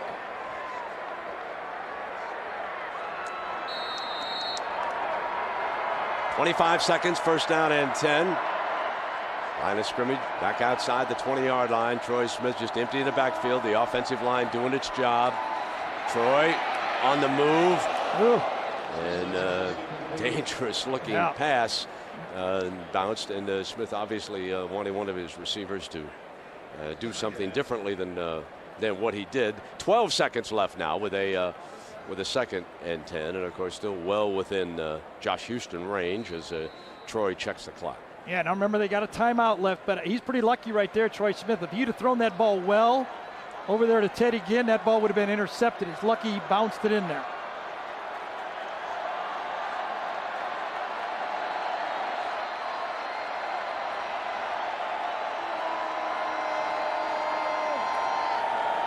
Second down on the slant, and Santonio stops the clock with the 1st and 10 and 4 seconds. And Houston is coming off that sideline waiting for the signal. Timeout is going to be called, and then they will get the field goal unit onto the field.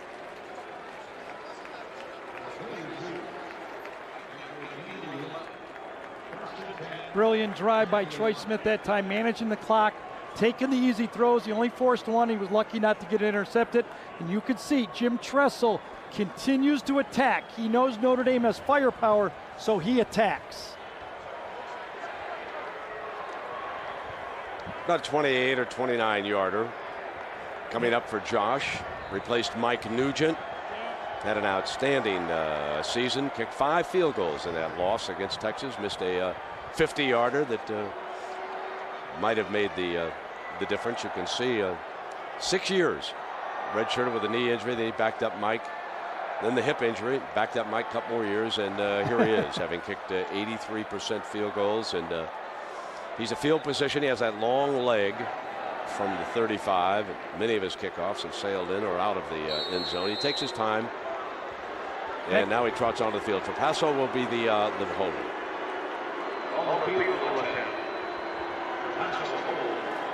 They put it down there, and it'll officially be in a 28-yarder.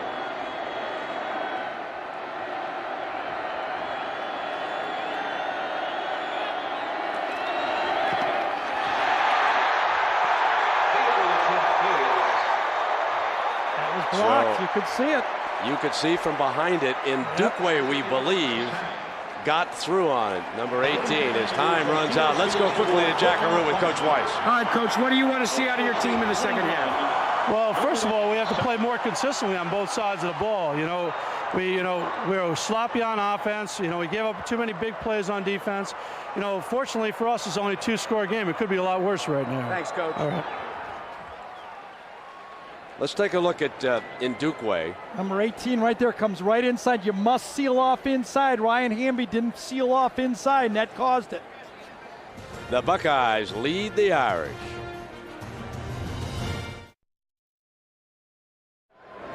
21-7 as Ohio State has rocked Notre Dame. And this telecast is available on ABC HD, presented by DLP Picture Technology. So Charlie Weiss and the Irish, Gary Danielson, have to look for a way to solve some of the riddles of the defense of the Buckeyes, and also settle down defensively here. Well, I think first of all they got to find their offense. I mean, they can't put the ball in the end zone. They've been dropping passes. Brady Quinn has been under pressure from blitzes and just a four-man rush. So if Quinn can't throw the ball, they're just not going to catch back. Then how to stop the other team's offense, that might be a whole different problem. Exactly, and we shall see. Remember, the Buckeyes deferred, so they're going to receive here to start the second half, and we could be seeing number 7 or number 4. They've been the two big play men. In case you just joined us, the Buckeyes have struck 56 yards, 68 yards, and 85 yards. And the 85 yards was the longest touchdown pass in Fiesta Bowl history. Troy Smith to Santonio Holmes. And this is Holmes coming out. A little cracking there at the 24-yard line, and now we go to Jack Arute for our Home Depot coaching adjustments. Jack? Well, guys, we heard from Charlie Weiss saying that as far as his coaching adjustments, it was going to be all about consistency. For Jim Tressel, he was livid at halftime about the turnovers that Ohio State has committed. So his coaching adjustment, 0 turnovers in the second half. We'll have to wait and see. Jack, I agree with Coach Tressel. You look much better with that collar stay. Coach gave him one at the start of the game. Noticed that he wasn't wearing one collar. And so for those of you who might have missed that little byplay. First down and 10 for Troy Smith, who takes off on a quarterback keeper here on the first down. You see the offensive line moving the pile. Let's take a look at our Nokia game summary, our first half statistics, and as you might imagine, Gary, everything favoring the Buckeyes. Yeah, I think these third down conversions right here, that has been the key. I said that Notre Dame's defense had to find a way to get off the field. Now, a couple turnovers have got them off the field, but Ohio State has won that third down battle, and that is something that the Irish were really banking on to win this football game. Smith staying in the shotgun formation.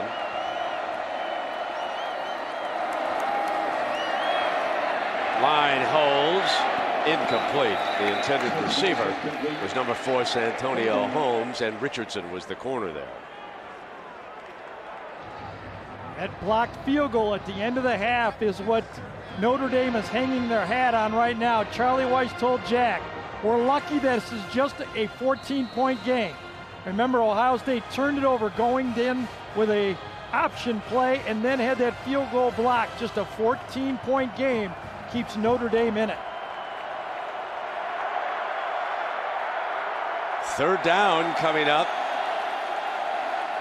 Buckeyes, remember, we just showed you that. Perfect on third downs. His first catch of the game that time, and Roy Hall was the receiver, but Wooden was right there defensively, and that forces a punt. I think Troy Smith went right past his read. This is an inside-out read. The tight end right here, Marcel Frost, comes right in the middle of the formation, and he's wide open for the first down right there. He claps his hands even right there, and that would have been an easy first down. Troy came out wide. He passed up number 1, went to number 2, and it cost him. Trapasso's first punt, and Zibikowski, who has taken 2 back for touchdowns from the 26. Tough rascal, there's the penalty flag to the 39-yard line. So looking for something to ignite the Fighting Irish. Nate Sally on the special teams, bringing down Zibikowski. Zibikowski, a Golden Gloves fighter and a pretty good one from just northwest of Chicago.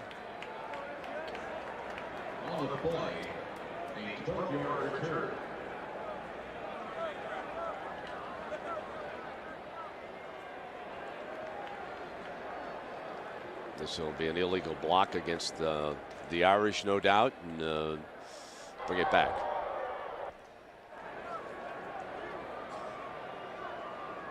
Fish is being very deliberate. During the kick, Illegal block in the back, number 20 on the receiving team. That penalty will be 10 yards from the end of the kick, first down. Well, if we take a look at what went on in the first half, and you can see that what is really out of whack for the Irish. Sure is. 7 completions, all of them to Samardzija and Stovall, and no touchdowns. And these two guys have been touchdown makers all year, and nothing against the Buckeye defense. And on first down, Walker on a slant. Stepping out right at the first down marker, Ubodi, the corner there for Ohio State. This would really turn the crowd back around if the Irish could march down and make this a 7-point game here at the start of the third quarter. Since that opening drive of the game, Notre Dame going 70-plus yards. It has been all Ohio State. Pretty good play call on first down. On the first drive, Darius Walker was really involved in the game plan when they really had the Buckeyes off balance. To start the second half with a run serves notice that we're not going to forget about our tailback. Now on 1st and 10, plenty of time off the play action, and the throw underneath for a loss of yardage, and A.J. Hawk, an almost certain first-round draft choice come next spring, makes another stop. You know what I love about A.J. Hawk? There's just like no wasted motion in this guy. He doesn't, look at that, just flies to the ball, separates, gets in there, hits, wraps up. I mean, you could put a clinic watching this guy play linebacker.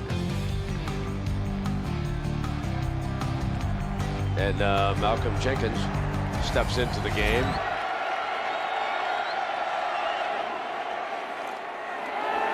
Here goes Quinn, very deep. Going to take off. His receivers were covered as they closed in.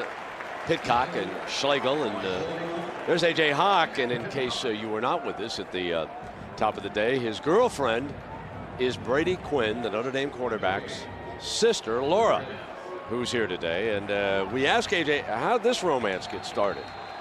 It goes back to, we kind of have mutual friends a couple years ago that we first met, and then she came back into town in Columbus towards the end of the summer, and that's when I basically met up with her again. There she is, and half of that jersey, Notre Dame colors, half Ohio State, and I think she's pulling for little brother to get something going here, make a contest out of it. Here comes A.J. closing in on him, got him. A.J. Hawk has just sacked his future brother-in-law, and the future bride is saying, "Oh, don't hurt baby brother." But then again, that was A.J. The left side that time as Ohio State runs the zone blitz. You get Kudla coming from that side, and then A.J. Hawk following up, and boy, I'll tell you, A.J. Hawk, that 4.45 540 speed, you saw him close. Remember, she publicly with Jack Arute picked Notre Dame to win it by a field goal. Fair catch by Ted Ginn. So the boyfriend, A.J. Hawk, 2 sacks today. And the Buckeyes dominate. The linebacker who came to dinner. And Brady Quinn shaken up on that play also. He's been sacked 3 times. Twice by the Hawk. Probably whispered in his ear, tell your sister to pick the other team. First down and 10 now for Troy and the Buckeyes.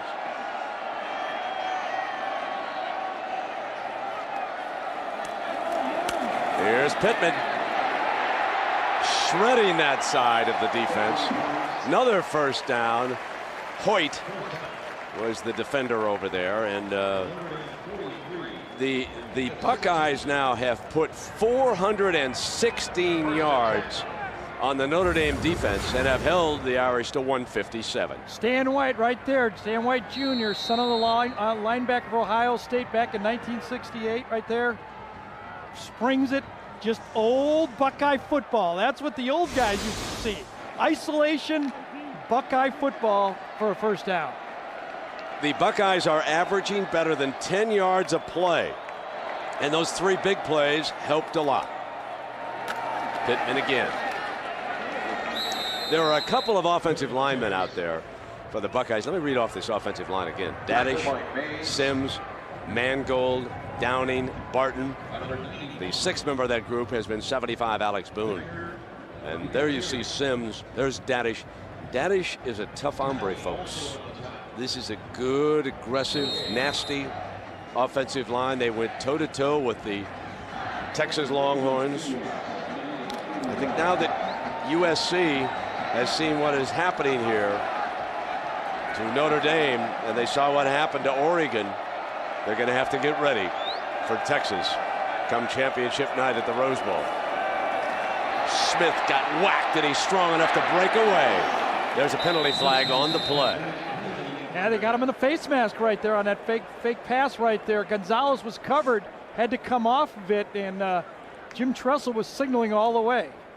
There is Jim Tressel, who has helping the official with the and remember, of course, this the field where he won the dramatic national championship and later beat Bill Snyder and Kansas State in another Tostitos Fiesta Bowl. Face mask, number 40 on the defense, 5-yard penalty, repeat second down. And that's Crum, and we go down below to Jack. We were talking about that offensive line. Troy Smith loves his offensive line. Like most quarterbacks, he takes them out to dinner. He does special things for them. But over the holidays, he provided each and every one of them with a very special holiday present. It was their very own dog tags with their numbers and their names. And etched beneath it, it says, "In our quarterback, we trust." Indeed. And there's Nick Mangold, A.J. Hawk's roommate. Makes the line calls. He'll squat down. You can see him identifying.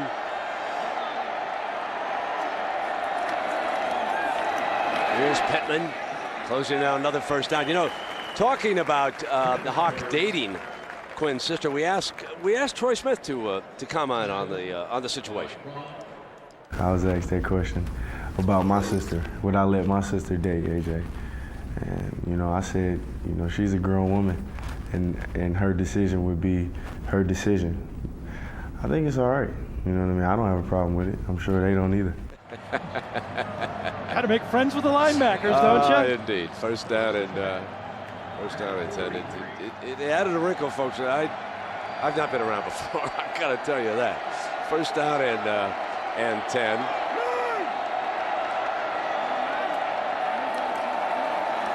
Quarterback draw. Short of the first down. And Jack, I think you have found Laura. Does she want to change her pick yet? Well, that's what we're talking. Laura, you picked the Notre Dame Fighting Irish before the game, and all of a sudden you've changed your opinion. Yeah, it's not looking that way. The game's looking a little rougher than I thought it would. Now, tell me a little bit of what went through your mind when your brother got sacked by your beau. You know, I thought I was even keel in this game, but that older sister kind of protectiveness came over me, and I'm really upset. It made me really upset. So I'm hoping that Brady can come back and show what he knows how to do. Hey, guys, I don't think if I'm AJ, I want to hook up with Laura later tonight.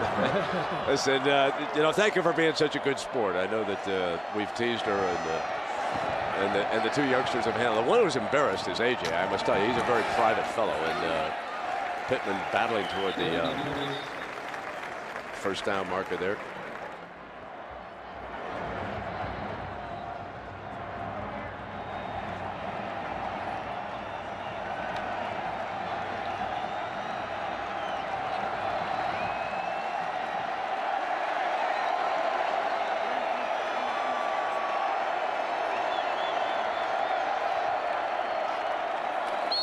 And there's the whistle just prior to the snap.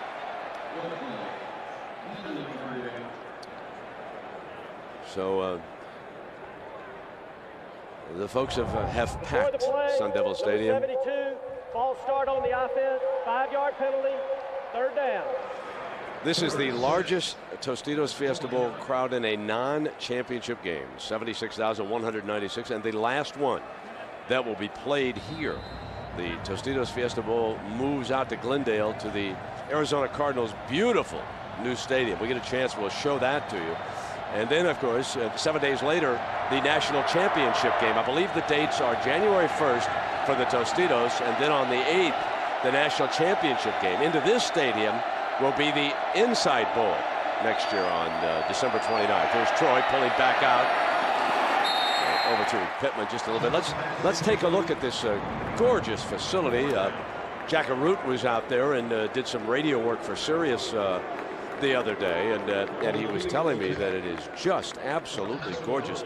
They're going to slide natural grass in on pallets into the field, and the dome opens up all the way, and you'll be able to look in there. Of course, Glendale already has the hockey arena out there, and here is Houston for a 46-yarder. Remember, he had one blocked earlier. Yeah, it came right through here. Blocked again. Whatever they found, they didn't close, Gary. Well, it was a different guy, unfortunately, for Ohio State. They closed off the outside, but this time Trevor Laws just reached up that paw and blocked it inside this time.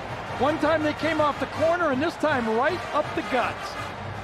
But now the question is, can baby brother and the quarterback guru regroup?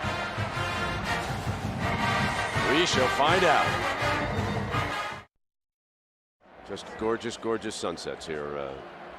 Come down Desert Way. If any of you out there have never, ever seen the Grand Canyon, that's on your must-visit list. Unbelievable. And the Irish, the Bulls have not been kind to them. You've got to go back to the mid-90s down in the Cotton Bowl before you find the last win overthrowing. And it is second down. They were blown out here in a Tostitos Fiesta Bowl by Oregon State. Lost an inside bowl to Oregon State last year. So 7 consecutive bowl losses. And Coach Weiss, he beat that drum all week long. Slant play. And to midfield is number 82, Matt Shelton. That is only the 4th receiver now to catch a pass. That's 21 yards, and maybe that will ignite this Irish attack. Against Ubodi, Ohio State is blitzing. Perfect throw from Brady Quinn, comes inside, and now look at this. Little no huddle from Notre Dame, trying to jump start that passing offense for Notre Dame. One score would make this a dogfight. 21-7. Brady will dive to the 45-yard line. That's a 5-yard gain for the Irish quarterback. Gary, you go back and we've talked about Notre Dame mistakes, but when you think about the Buckeyes have had 2 field goals blocked and a fumble going in. Absolutely. Basically, we're talking 3 turnovers where you had a potential. Let us say both field goals for 13 if they had scored. Even 3 field goals, 9 that they've left on the table down there. And hit on Stovall on a slant. And on this play, Brady Quinn showed his courage. He showed exactly why he's got such upside. He knew he was going to take a wallop, and it still was a 13-yard gain for a 1st and 10. And here comes Mr. Quinn. Notre Dame and Charlie Weiss has gone to the 3-step drop game. They're not blocking him very well. Schlegel was blitzing on that play. Ohio State has zone blitzed 4 straight plays and have not got to Quinn. Couldn't hang on that time, and Samardzija has been relatively quiet as Whitner hits him as soon as he touches the ball. Here's our Dodge defensive playbook. Well, and if you're going to talk defense, you got to talk this Buckeye defense because they have been aggressive and attacking. This is A.J. Hawk right there. Watch him come around. This is the sack. He drove Brady Quinn into the ground and kind of sprung that shoulder. It's been a little bit of that all night. Every time Brady Quinn has tried to take that 5- and 7-step drop, Ohio State has been able to put pressure on him. Empty backfield. Quinn and the Irish. Incomplete. Intended for Fasano there in the middle. He was trying to sit down. He was very well covered. 5:30 out here in the Mountain Time Zone. Gary and Jack, I'm Brad. We certainly hope you had an enjoyable New Year's weekend, and a happy New Year and a great retirement. Wish goes out to my old friend Dick Vermeil. Closed it out in style yesterday with the Kansas City Chiefs. They won their 10th game of the season, beating Cincinnati, and the old coach rode off in the sunset. Should wind up in the Hall of Fame. Low caught inside the 20-yard line. And he's coming back now to Matt Shelton. Shelton has caught 2 big passes And working without a huddle and a little bit of a hurry up. Watch Darius Walker. He gets A.J. Hawk, who tries to jump over him. That's what freed up Brady Quinn to throw that ball. Darius Walker sticking his face right into the All-American's knees. Yeah, the All-American jumped his knees into him, didn't he? Got up high that time. And short passing game. Again, now, and it's number 82 who is leading the way. Matt Shelton was replaced in the 3-receiver package by number 11, David Grimes. But now it is Matt Shelton who has come alive here for the Irish. And it's been all short, quick passes. You can see the adjustment. Ohio State's pressure has forced Quinn to go to the short passing game now. How will Ohio State adjust? Will they bring the house? Down here, they usually bring everyone.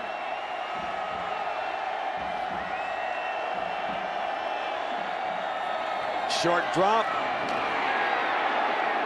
Right at the 10-yard line, and Jeff Zamarja is just hit as soon as he touches the ball. No yards after a catch. As Bodie all over the young man, who's also an outstanding baseball player at Notre Dame, a right-handed pitcher, and I'm told that someday he may have a decision to make. When you watch him work, you think a little bit about Ricky Pearl, the wide receiver who's had such a great career in the NFL. Coming out of Wake Forest, he helped Coach Vermeil win a Super Bowl with the Rams and has moved on to Carolina. Zamarja reminds you of Pearl, although he's a little bit taller. He's in that slot area right now. And there's the call for the running play. Walker, touchdown again. His second of the game, and we've got a ball game again. The best drive for Weiss and the Irish since the opening drive of the game. The Buckeyes left them in, and finally Notre Dame is able to answer. Watch the quick drop by Brady Quinn. You think it's a quick pass, and then he turns and hands it somewhat poorly to Darius, but gets it, makes one guy miss, Nate Sally, and he walks into the end zone. DJ Fitzpatrick. Zamarja is his holder. How about this? How about this huge miss? Missed one against Stanford that one really or two got him they behind. missed. And that one cost them right there.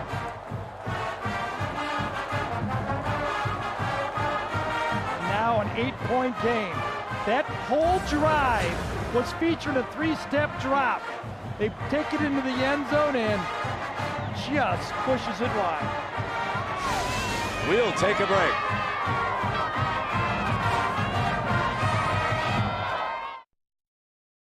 Come back now.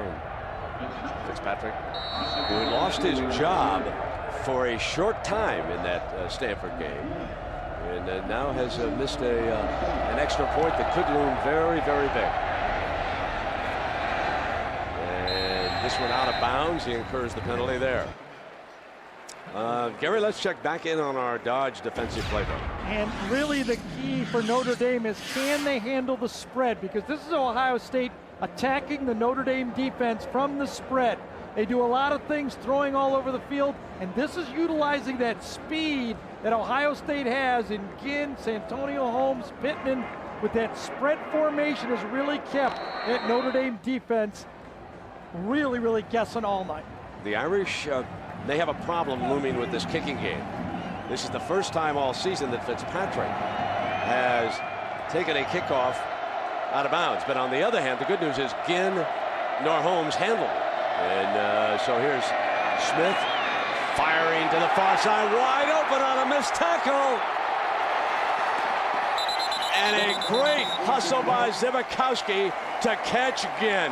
Had the angle, and Zibikowski would not yield a touchdown. The spread formation has been the story of the game. You go out, Notre Dame is spread all over the field, pitch and catch. Now a missed tackle by Wooden forces Zibikowski, who, by the way, is a 4.45 guy himself, the only chance with the angle to catch Ted Ginn. 44 more yards for Ginn. Just outside the red zone, and there's the former boxer. He calls the defenses in that secondary for the Irish. Pittman is swallowed They've even lost a little bit on the first down play. The one thing to go back on the spread that Gary talked about, it's one thing to spread the field. It's a second thing is to have a quarterback who is strong enough to be able to throw it all the way to the far sideline. And Troy Smith in this game, folks, is 14 of 20 for 297 yards, 2 touchdowns, and no interceptions. He has also run for another 63 yards. He has well over 300 yards of total offense here today. And he's back in that gun again. Again, off a flanker screen, slips down. And it will be 3rd and long. The Irish back-to-back plays have rolled the dice and blitz. Ohio State first time ran right into the teeth of it, and that time had a pretty good call with the wide receiver screen, and Notre Dame's pursuit stopped it. Here's Roy Hall checking in. He's caught 1 pass today.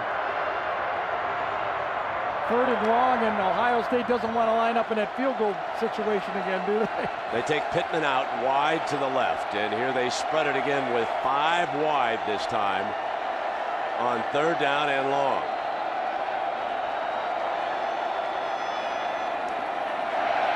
Drops in over the middle of Gonzalez, who was bobbling it. And it's picked up by the Irish. There was no whistle that it was down. Zigakowski, here he comes. The fighter is well on his way. Touchdown. And there is a flag back on the 30 now. Hold on, it's on the Buckeye 30. It was an 89-yard return. Let us sort this out. It came during the return. It was never whistled down. I thought it might be an incomplete pass when I first saw it, and the ball left Gonzalez's hands. Remember, I was behind him, and Tressel might be saying that to the alternate official on that sideline. There's a huddle down here now. And, of course, remember, we're using instant replay also. During the return, number 15, illegal block in the back on Notre Dame. That'll be a 10-yard penalty from the spot of the foul, 1st and 10. The pass went to Gonzalez on what they call a stutter in. He looked whether he caught the ball or bobbled it. Let's take a peek. He had it. If he would have caught it cleanly and ran, he had a touchdown. Catches it, 1. Oh, he bobbles it a little. You know what? Folks, that's an incomplete pass. That is going to be reviewed for sure, because then he doesn't get it cleanly, and then all of a sudden the return starts. 1, 2, and then as he's bringing it in, he bobbles the football. Is it indisputable?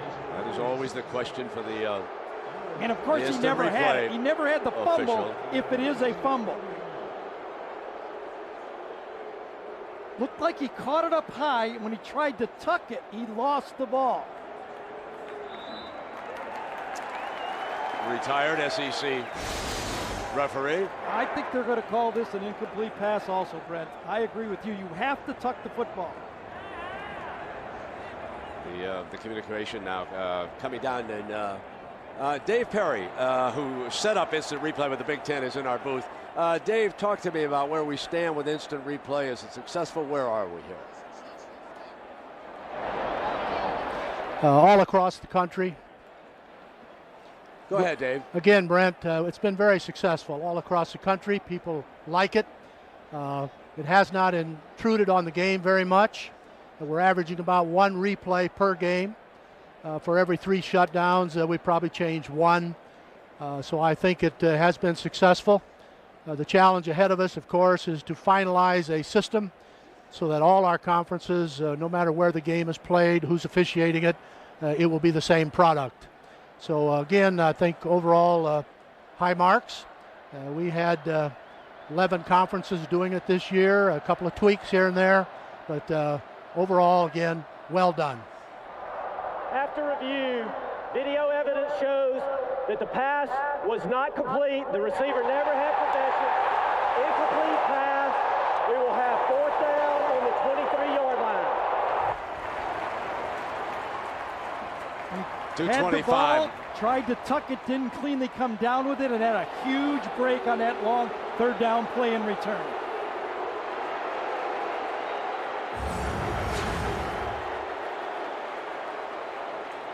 Thank you. Had the catch against Michigan, but they'll remember the drop here. Well, let's go back on what Dave Perry was telling us, and there you could see the system work. There was no question that the young man never had control of the ball, and I know if you're an ardent Notre Dame fan, that hurts right now as you try to climb back in the game. And Josh Houston on the field with those 2 blocked kicks. And we'll try to get one up, and they have just poured in from that left side, and we will watch and see if they have bolstered it. Hamby missed one right here, and then the other one came power right over the big offensive line right there, the stout right side. Got this one up. Beautiful. So 1 of 3, and it's a big one. 24-13. Buckeyes lead the Fighting Irish. It'll be Notre Dame's turn next.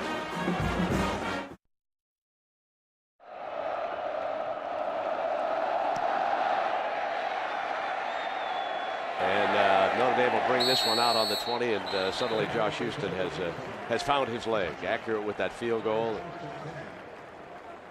Reminder that our aerial coverage, courtesy of the Goodyear Tire and Rubber Company, reminding you to get superior traction in any weather with Goodyear's new Forterra triple tread tires. You look down on Sun Devil Stadium here in Tempe, Arizona. The last time that the Tostitos Fiesta Bowl will be played here, and the Fighting Irish of Newt Rockne and now Charlie Weiss will attempt to gather themselves for a rally here against a team they've met only 4 times previously, only 280 miles apart, and yet Notre Dame won the first 2, Ohio State the last 2. Walker and A.J. Hawk is there to make the stop. So Walker on this game has carried 14 times for 88 yards and both of the Notre Dame touchdowns. That time Notre Dame's defense stayed solid. Didn't blitz, didn't stunt. They just kept everyone looking at the ball, and that's why they were able to stop that draw play.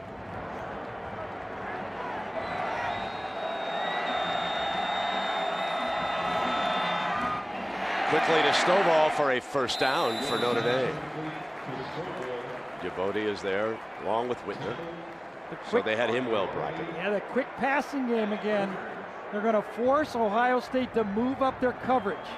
That must be the 6th straight 3-step drop that Notre Dame has thrown against this Buckeye defense. The All-American linebacker number 47, A.J. Hawk. Couple of the sacks today for the Buckeyes. They get ready with that nickel look, put 3 down. Bobby Carpenter hasn't played. He normally would be down in that defense. Quinn getting flushed. He fires to the tight end, Fasano, and it's juggled over there. And the Irish have it, Anthony Fasano, 6'5", and it makes his first catch of the game for 8 yards. So he has been quiet. They have 2 fine pass-catching tight ends. And Fasano delayed that time, stayed in and blocked. That was a check down. Ball came loose. Good hit from the secondary. And but Shelton dives by in. Shelton right at the end of that football player. That would have been a loose ball. Great save. Second down. Quinn time fires for the 1st and 10, and close to midfield. Samardzija, the receiver, and boy, have they really done a job on him. You see the strategy that they have preached about number 83. As soon as he touches the ball, get on him right now. No yards after a catch. Stay as tight as you can.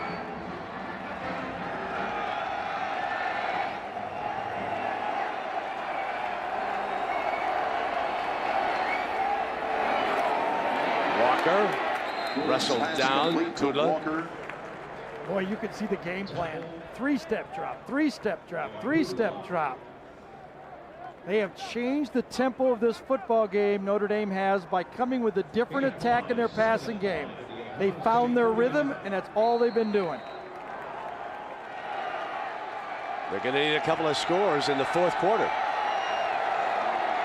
They're going to need a 4th quarter rally, because the Buckeyes are going to the money quarter leading 24-13. 472 yards of offense for the Buckeyes. 259 for the Irish. Back for the fourth quarter. And the Irish skill players over there huddled around Coach Weiss, the line ready to go, and they come out right to the line of scrimmage. This is second down. Just across midfield. Quick pass to Stovall, and Hawk rides him out of bounds. He would not give him the first down. You know, we want to talk about Jim Tressel and what he has meant to the Ohio State program, coming in and leading a lot of John Cooper's recruits to a national championship, and then his own recruits. He's come back here to a Tostitos Fiesta Bowl, co-champion of the Big Ten. He's done a wonderful job with Ohio State. Sold Ohio State to Ohio State football players. They believe in it. They believe in it's important, and that is why they win these tight games, and they're playing with so much more passion than they were in years past. He's done a great job of that. The man who popularized sweater vests in the state of Ohio. Third down and 6. Empty backfield for Quinn. Can't find anybody open. Slips the tackle. Got a corner, but he won't get the first down because of you-know-who. These defenders, A.J. Hawk, the ringleader, and the quarterback's sister saying, you got to go, keep going. Yeah, A.J. Hawk had Darius Walker right there, but as A.J. comes back in, Walker is wide open. A.J. makes the hit, but if Brady Quinn would have kept his eyes downfield, he could have just flipped it right over A.J. Hawk. Darius Walker was 15 yards in the open. Not going to gamble at this point. Still a long way to go. Not a good punt. Here comes again. Looking for daylight down at the 32. You just hold your breath if you're a Notre Dame player on the sideline or a fan. Anytime number 7 touches the ball tonight, he has been the difference in this Tostitos Fiesta Bowl. The Tostitos Fiesta Bowl with Jack Arute and Gary Danielson. I'm Brent Musburger. Ted Ginn tonight has caught 7 passes for 162 yards. He opened up the scoring for the Buckeyes with a long strike. He also has run 1 play from scrimmage for a 68-yard touchdown. Could have scored there, except Zibikowski ran him out of bounds on the far side. So Ted Ginn, well over 200 yards of total offense here tonight for the Buckeyes. A big difference, the speed of the Buckeyes against Notre Dame. Coming at you again. Just dancing and prancing his way to a few more yards behind what has been an outstanding performance by the Buckeye offensive line. Brandon Hoyt making the stop. And we check in down below with Jack.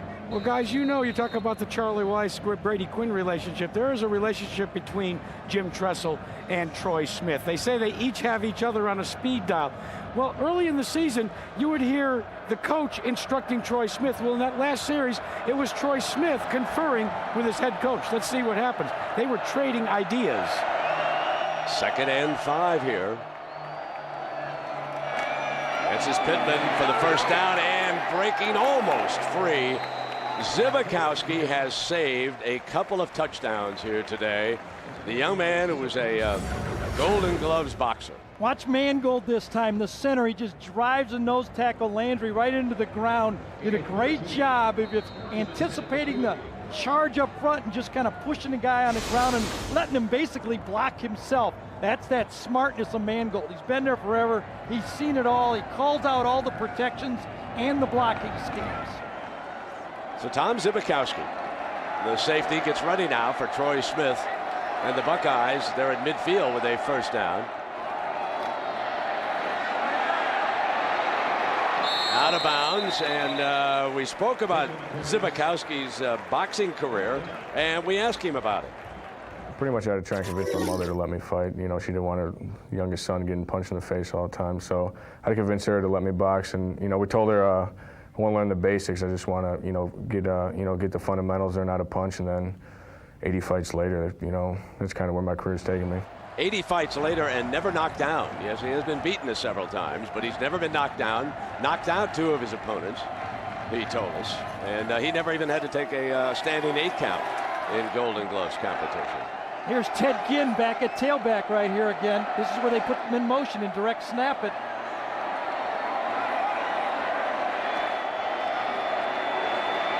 Here's Ginn. Zibikowski comes, his roommate is Samardzija. So I had to ask this question, folks. Without thinking about it, spell your roommate's last name. I say Mardzija. You're the best. He was an option quarterback, and there's Samardzija.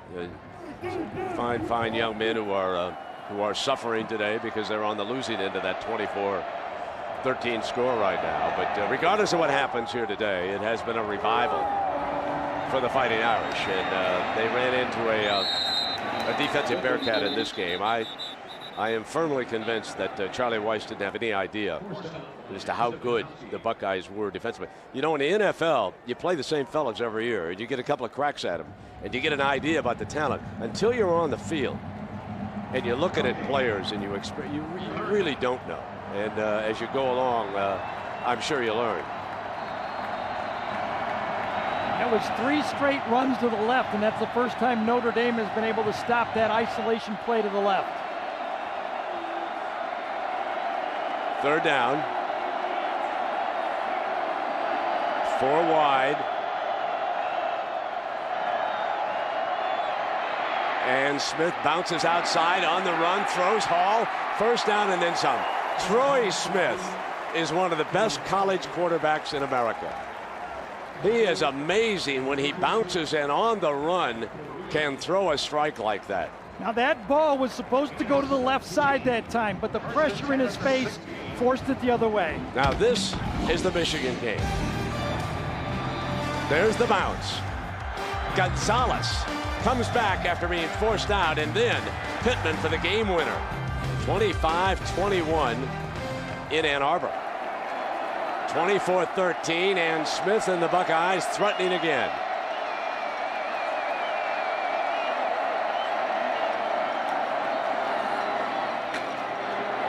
Pittman is stopped by the middle.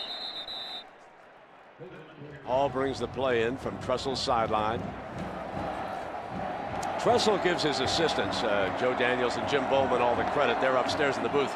But folks, that's the man who's in charge of this offense.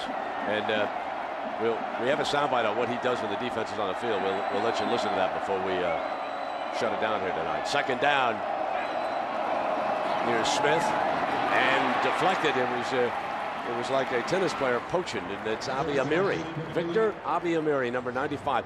Outstanding football player. Fine defensive end.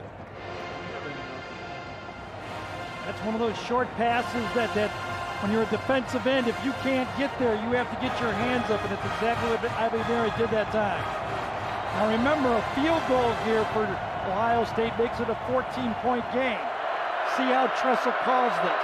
I would love to see Ryan Hamby catch a touchdown pass. Nothing against the Irish, but I go back to that Texas game when that young man dropped one. He's been injured, struggled a little bit this year. He brought the play in from Tressel's sideline. Quarterback draw is what they want. Spinning short of the 1st down. I think Jim Tressel looked at that score and said, if I get a 3-pointer, it's 27-13. Remember, he won a national championship with defense and kicking game. He may be running the spread, but he still knows how to manage that game clock. He's a very good game management coach. Wouldn't you want to put it ahead of 14, though? Well, I'd take a touchdown if I could, but he's not going to risk an interception. 3 points are very important to him right now. Well, my quarterback's got a couple of touchdown passes already. And we got 2 turnovers, too. And he's got no interceptions. 4th down, this is a 26-yarder now. More than 3. Well, they blocked 2 field goals today. They got to get this one up. They got the last one up. He did.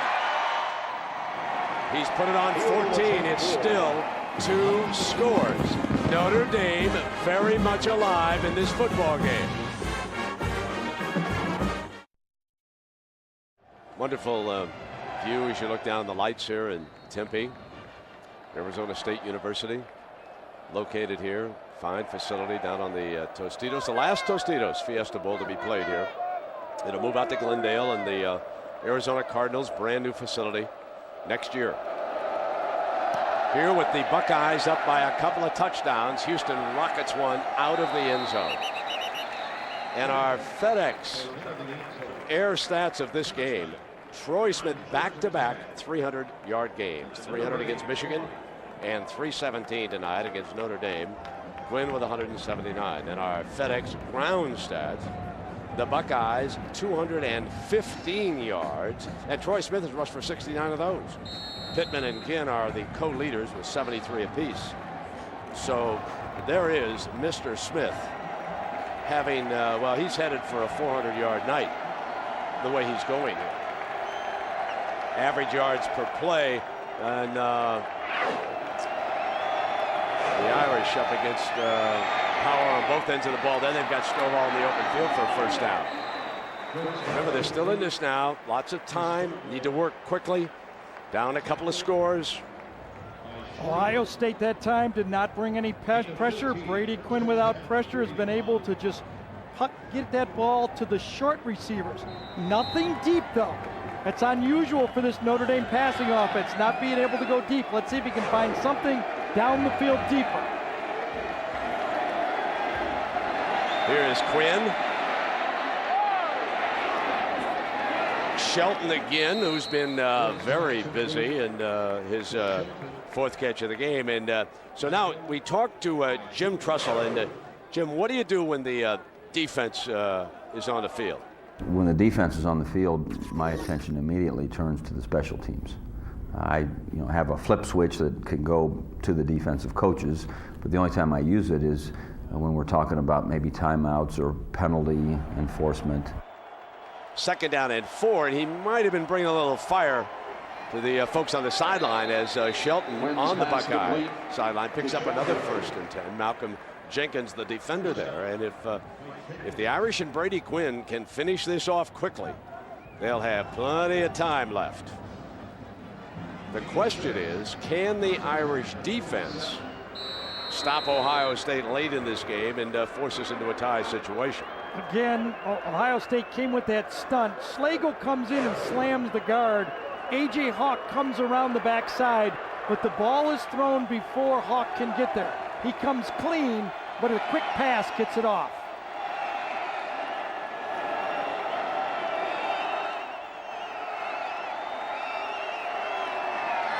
Trouble.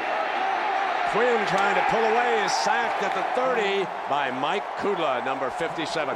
What a wonderful story he is. There's a young man who a couple of years ago, well, they gave him the last rites in a hospital. He had a rare infection, and he has come back to be one of the best defensive linemen at Ohio State this year. And one of the strongest players on the team. Not only that, his goal is to break the NFL record at the Combine for 220-pound bench press.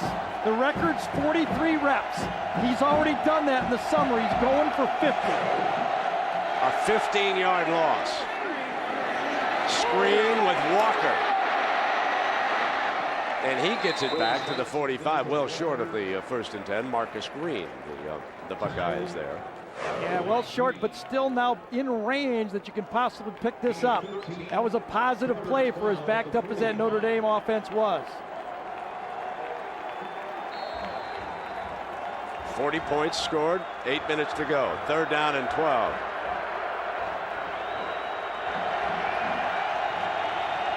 The Irish have been unable to go long. Got a man wide open.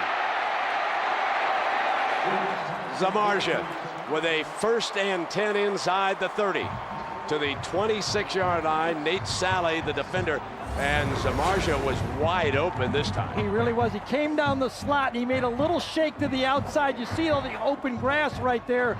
Brady Quinn throws it right to the open grass. The screen pass on second down allowed for that throw in the seam there on third down.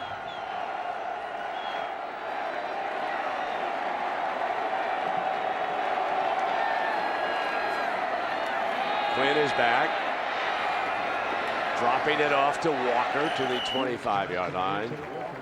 And here is Samardzija, and he has some interesting thoughts on when Coach Weiss took over this offense. We had a long talk about what he expected out of me for the year and where he saw me fitting into the offense. And he said it was going to be a big part, and he felt that I had a lot to do with the success of this offense. So I tried to just go with that and try to not let him down basically from the beginning. Outstanding right-handed pitcher. He'll play both. And, of course, he only goes to the baseball team on days when he pitches. And the slant that time, and very, very well defended by Dante Whitner, who was right there. Yeah, see, Dante just knows what's coming.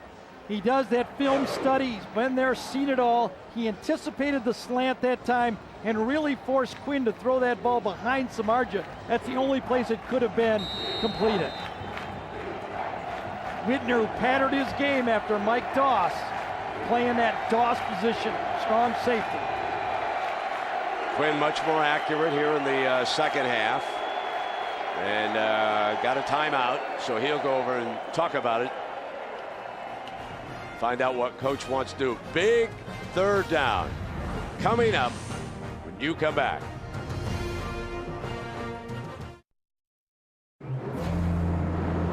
I came to Notre Dame to play for the greatest university in the history of college football, and I'm excited about playing in the Tostitos Fiesta Bowl. And he's excited right now. 4-down territory. This is third down coming up for Notre Dame. They need 2 touchdowns. Down by 14. 7:03 to go. At the Buckeye 25-yard line. Sent the back out. Goes to the end zone.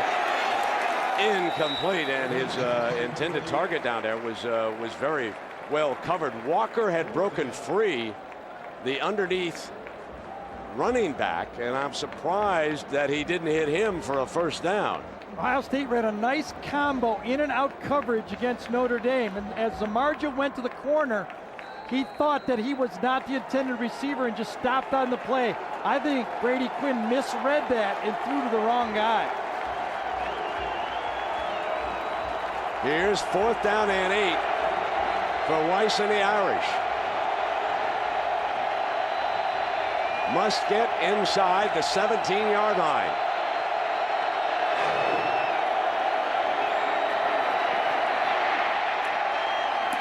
Stovall hangs on. First down, Notre Dame. Sally couldn't jar it loose. It's first and goal. The only reason that play worked is Brady Quinn had to get out of the pocket and then get his eyes downfield.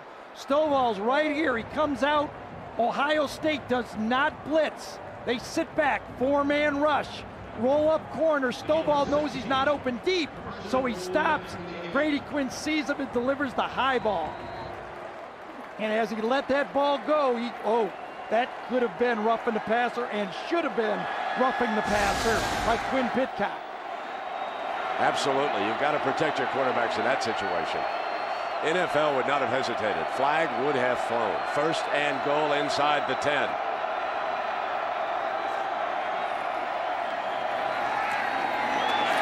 Diving, incomplete, and a penalty flag is thrown. Yeah, that's if it's against the defense, it's half the distance here from about the 8.5-yard line. I think the ball was in the air when Samardzija was jammed. Interesting whether they call pass interference or holding on the play. It's that play action pass trying to hit Samardzija behind the linebackers. Jim Tressel's defense tonight, taking a page out of the New England Patriots defensive playbook, banging away at the wide receivers like they did Indianapolis. On the defense, number 51.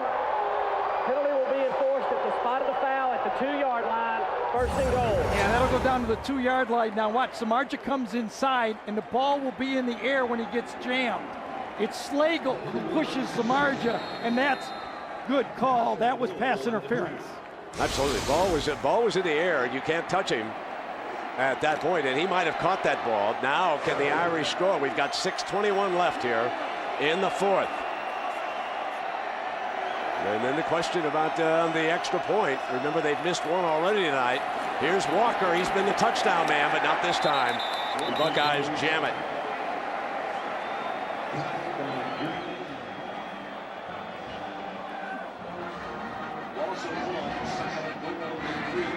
Every yard a struggle against Hawk and the Buckeye defense. Charlie Weiss looking at the clock, understanding that he has to get that ball in because he needs 2 touchdowns, brings back in his spread look. Grimes checks in. Walker is out of the game. Second down and goal, under pressure, incomplete. Didn't have a chance because boring in David Patterson coming off the line at the Irish quarterback.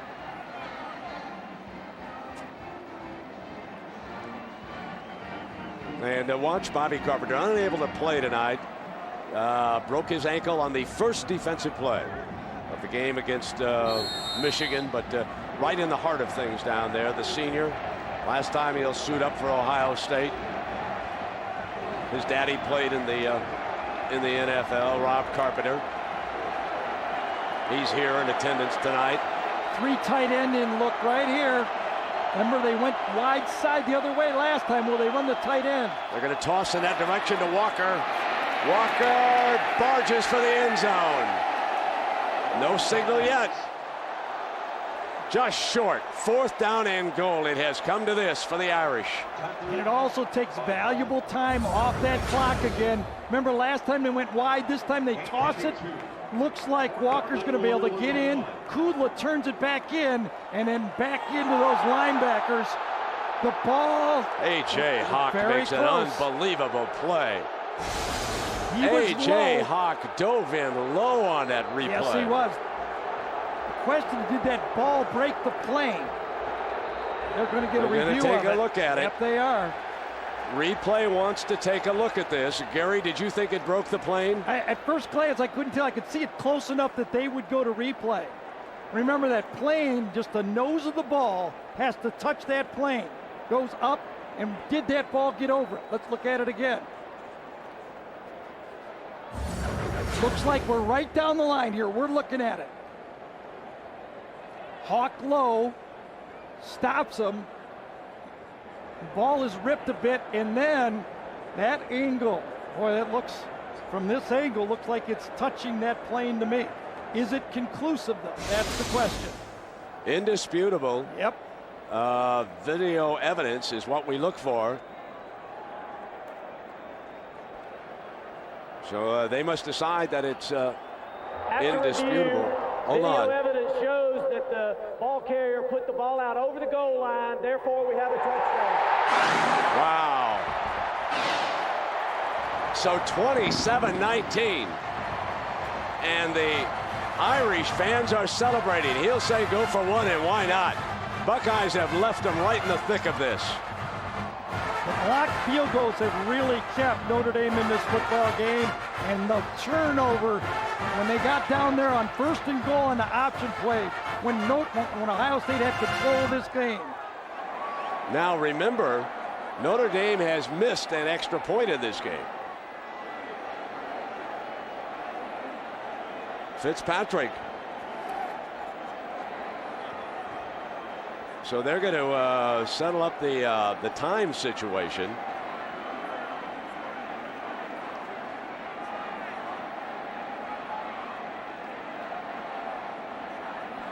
We have Dave Perry here, and Dave, you've had a monitor, you've looked at it. Did the fellow in the replay booth make the right decision? Was it a touchdown? From what I saw, I think it was, Brent. If he breaks any piece of that goal line plane all the way to the sky, it's a touchdown. It appeared a piece of the ball got in, hence we have a touchdown. And again, why replay is so valuable and so important. Yeah, it comes at a critical time in this game. You're absolutely right. And Gary, I think you thought. That's 2 of them today, too. They had the fumble on Gonzalez, and then this one now. So they're getting the clock. And, wow, that's, was that around 30 seconds they got? He put 32 seconds back up on the clock. I don't know if we had the clock matted on that play to see where it was. Fitzpatrick, and it's critical. And he drills that one right down the heart of South Bend. Hang on, folks.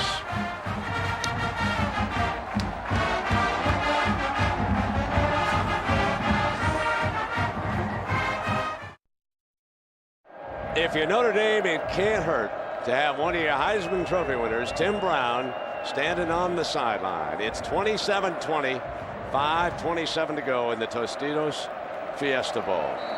Last Notre Dame player to win it, and a great career as a receiver also in the National Football League. Ball is on the tee. 7 and 4 back deep. You know who that is. And this is 4. Holmes drops it at the 1 and picks it up.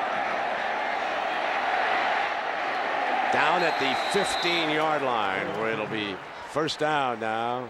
So Zibikowski and the Irish defenders have to hold, because Troy Smith has thrown for 317 yards, and he's run for another 69. And Jim Tressel is going to open with the fullback, not the spread.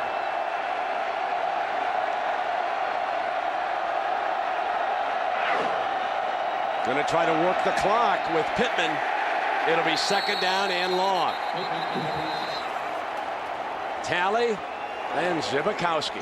See, here's the problem when you run the spread all game and you're wide open with reverses and comebacks and long passes when you need to milk the cow clock. Now, does the spread, do you have confidence? Do you believe in it? And will you call the same type of plays? That's the challenge. Smith is 17 of 25 for the evening.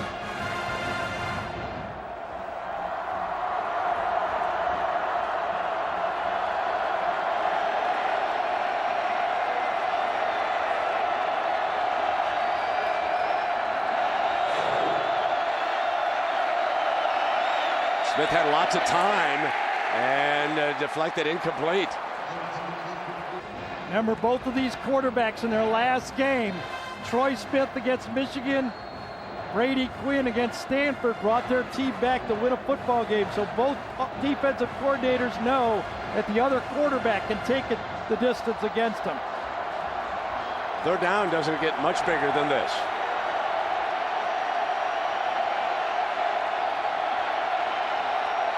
Base 4-3 for the Irish.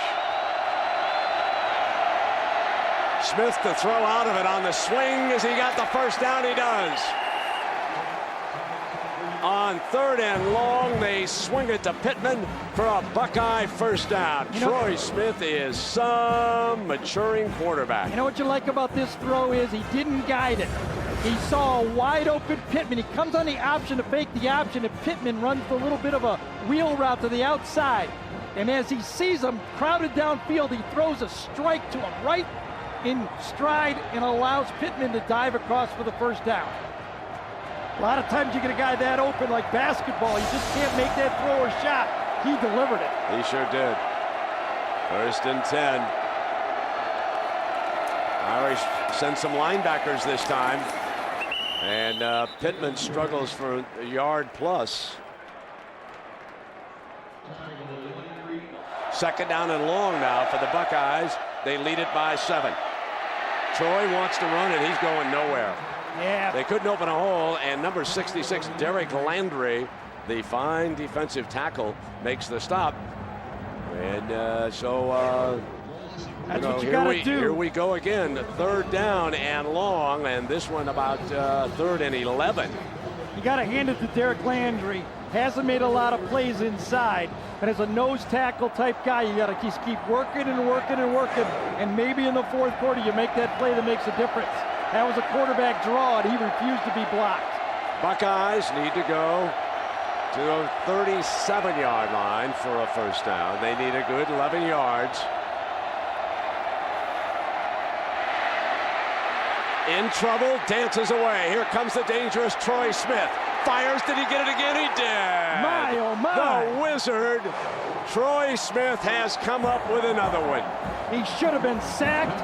Michigan is saying, I see you, I hear your pain, Notre Dame. The same thing happened to us. Nobody open, nobody there. Should have been sacked right there. He turns around, then keeps his eyes downfield, finds who else?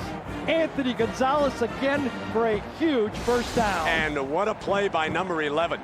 He was in the middle of the field, stacked up with the linebackers. When he saw what Smith was going to do, he ad-libbed to the outside, and Troy Smith found him beautifully. How can you keep your calm eyes downfield when you make one of those spins like that? That's amazing by Troy Smith. Now the Irish must stop. They have a corner blitz, and the Bucks run right to it. Daylight, end zone ahead. Pittman, touchdown, game over. 60 yards.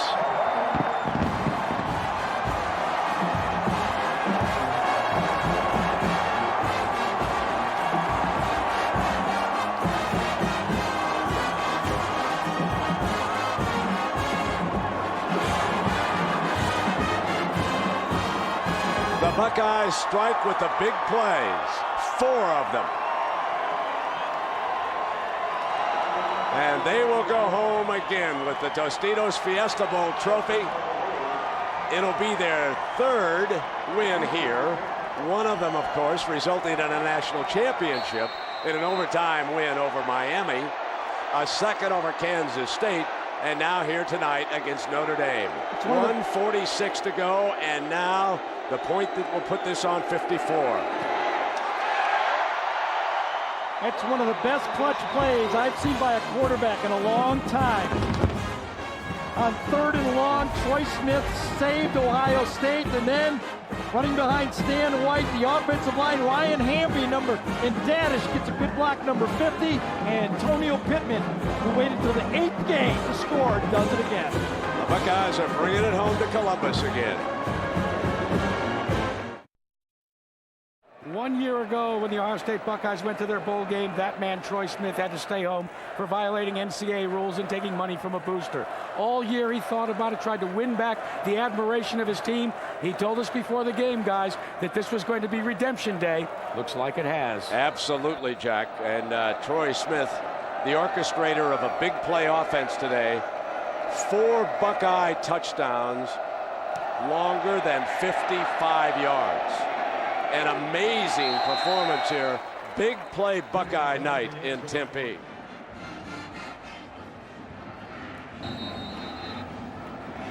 Well, the thing that everybody should leave with if you're a Notre Dame fan is what a wonderful year this was, regardless of what happened here tonight.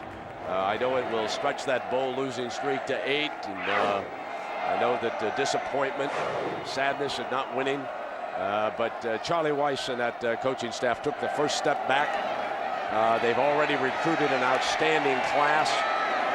Brady Quinn hits Walker, and Whitner is there. That's short of a first down with a minute and a half now left here in the desert. And for Jim Tressel and the Buckeyes, when those summer polls come out in the early preseason magazines, Troy Smith has just elevated himself into Heisman Trophy candidacy for next year. Absolutely. And the Buckeyes could be the number 1 or 2 ranked team. We'll see what happens in the next few BCS games. They're going to be very, very highly rated as we check back on this game plan. They did indeed spread for speed. And that's exactly what it was. By Ohio State moving that ball all over the field from the spread formation, Notre Dame was not able to handle it. And you know, the deep ball, Notre Dame has made a living on the deep ball. Stovall and Samardzija did not catch a touchdown pass in the game. Stops the clock momentarily on the first down with 40 seconds to go. You go back to that last drive. Pittman's 60-yard touchdown run, of course, buried the Irish.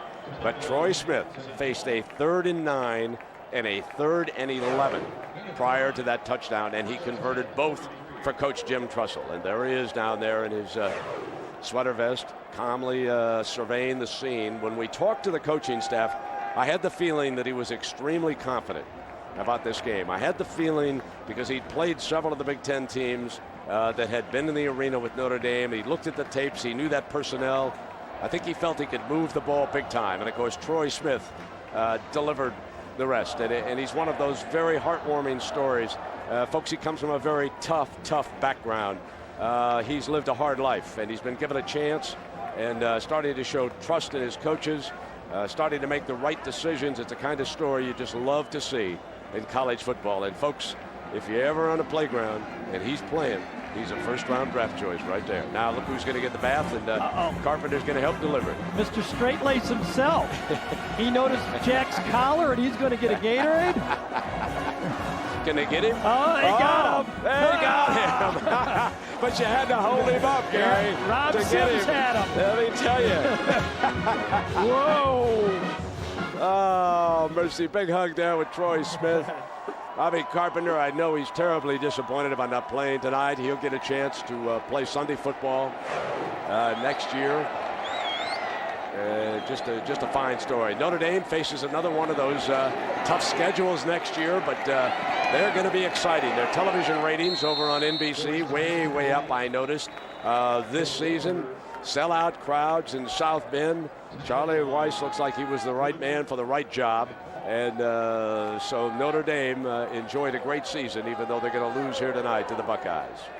Got a timeout call by Notre Dame. Gary, it's our last game. You and Jack Arute, Steve Bond, Bob Goodrich, Mike Pearl down in the truck, and just everybody. George Hill up here with the stats. Brian Movelson, of course, our spotter all year long. And we want to thank the cameramen, the TD, Mr. High Def himself, and for all the great work they did during the season. Well, covered it pretty good, but nothing prettier than this last touchdown, Brent. 5 great blocks. Mangold, Sims, Dadish, White, and then watch the big play guys downfield. The left side, everybody gets their block, and then watch this. Number 4, Santonio Holmes, he just doesn't catch passes, and number 7, right there, Ted Ginn, gets his block. How about that? Finish off a football game like that. That is beautiful. I've got about 415, somewhere around there, for Troy Smith here tonight, and maybe a little bit less than that, maybe just right over 400 yards passing and running tonight. Troy Smith, the player of the match, no question about that. And Brady Quinn being sacked again the 5th time. Mike Kudla in his last game for the Buckeyes, and now Jim Trussell wanting the clock to tick away. He'll go out and congratulate Charlie on the season he's had. Charlie stands over there like he just wants another series. Ohio State. Man, the desert should bring the Buckeyes down here more often. They'd have a winning team. They own this place. So the celebration.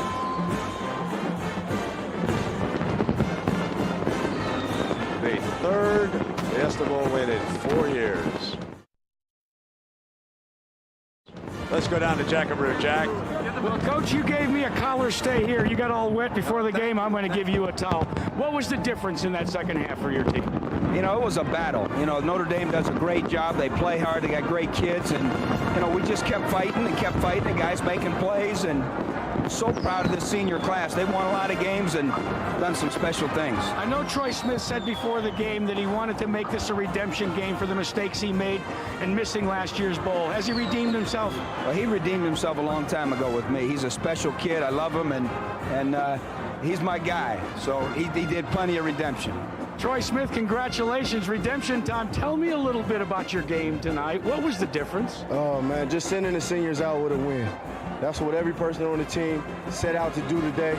You know, again, I want to give thanks to God, because without him, none of this is possible. But sending the seniors out with a win today, that was our main focus. Congratulations, man. Thanks, baby. Thanks. So Troy Smith and the Buckeyes win it 34-20 over the Fighting Irish. I don't care who you were in high school. I will not lose. The true story of legendary coach Paul Bear Bryant, who turned his boys into champions. You was born to play football. Including special bonus features, The Junction Boys. Own it today on DVD.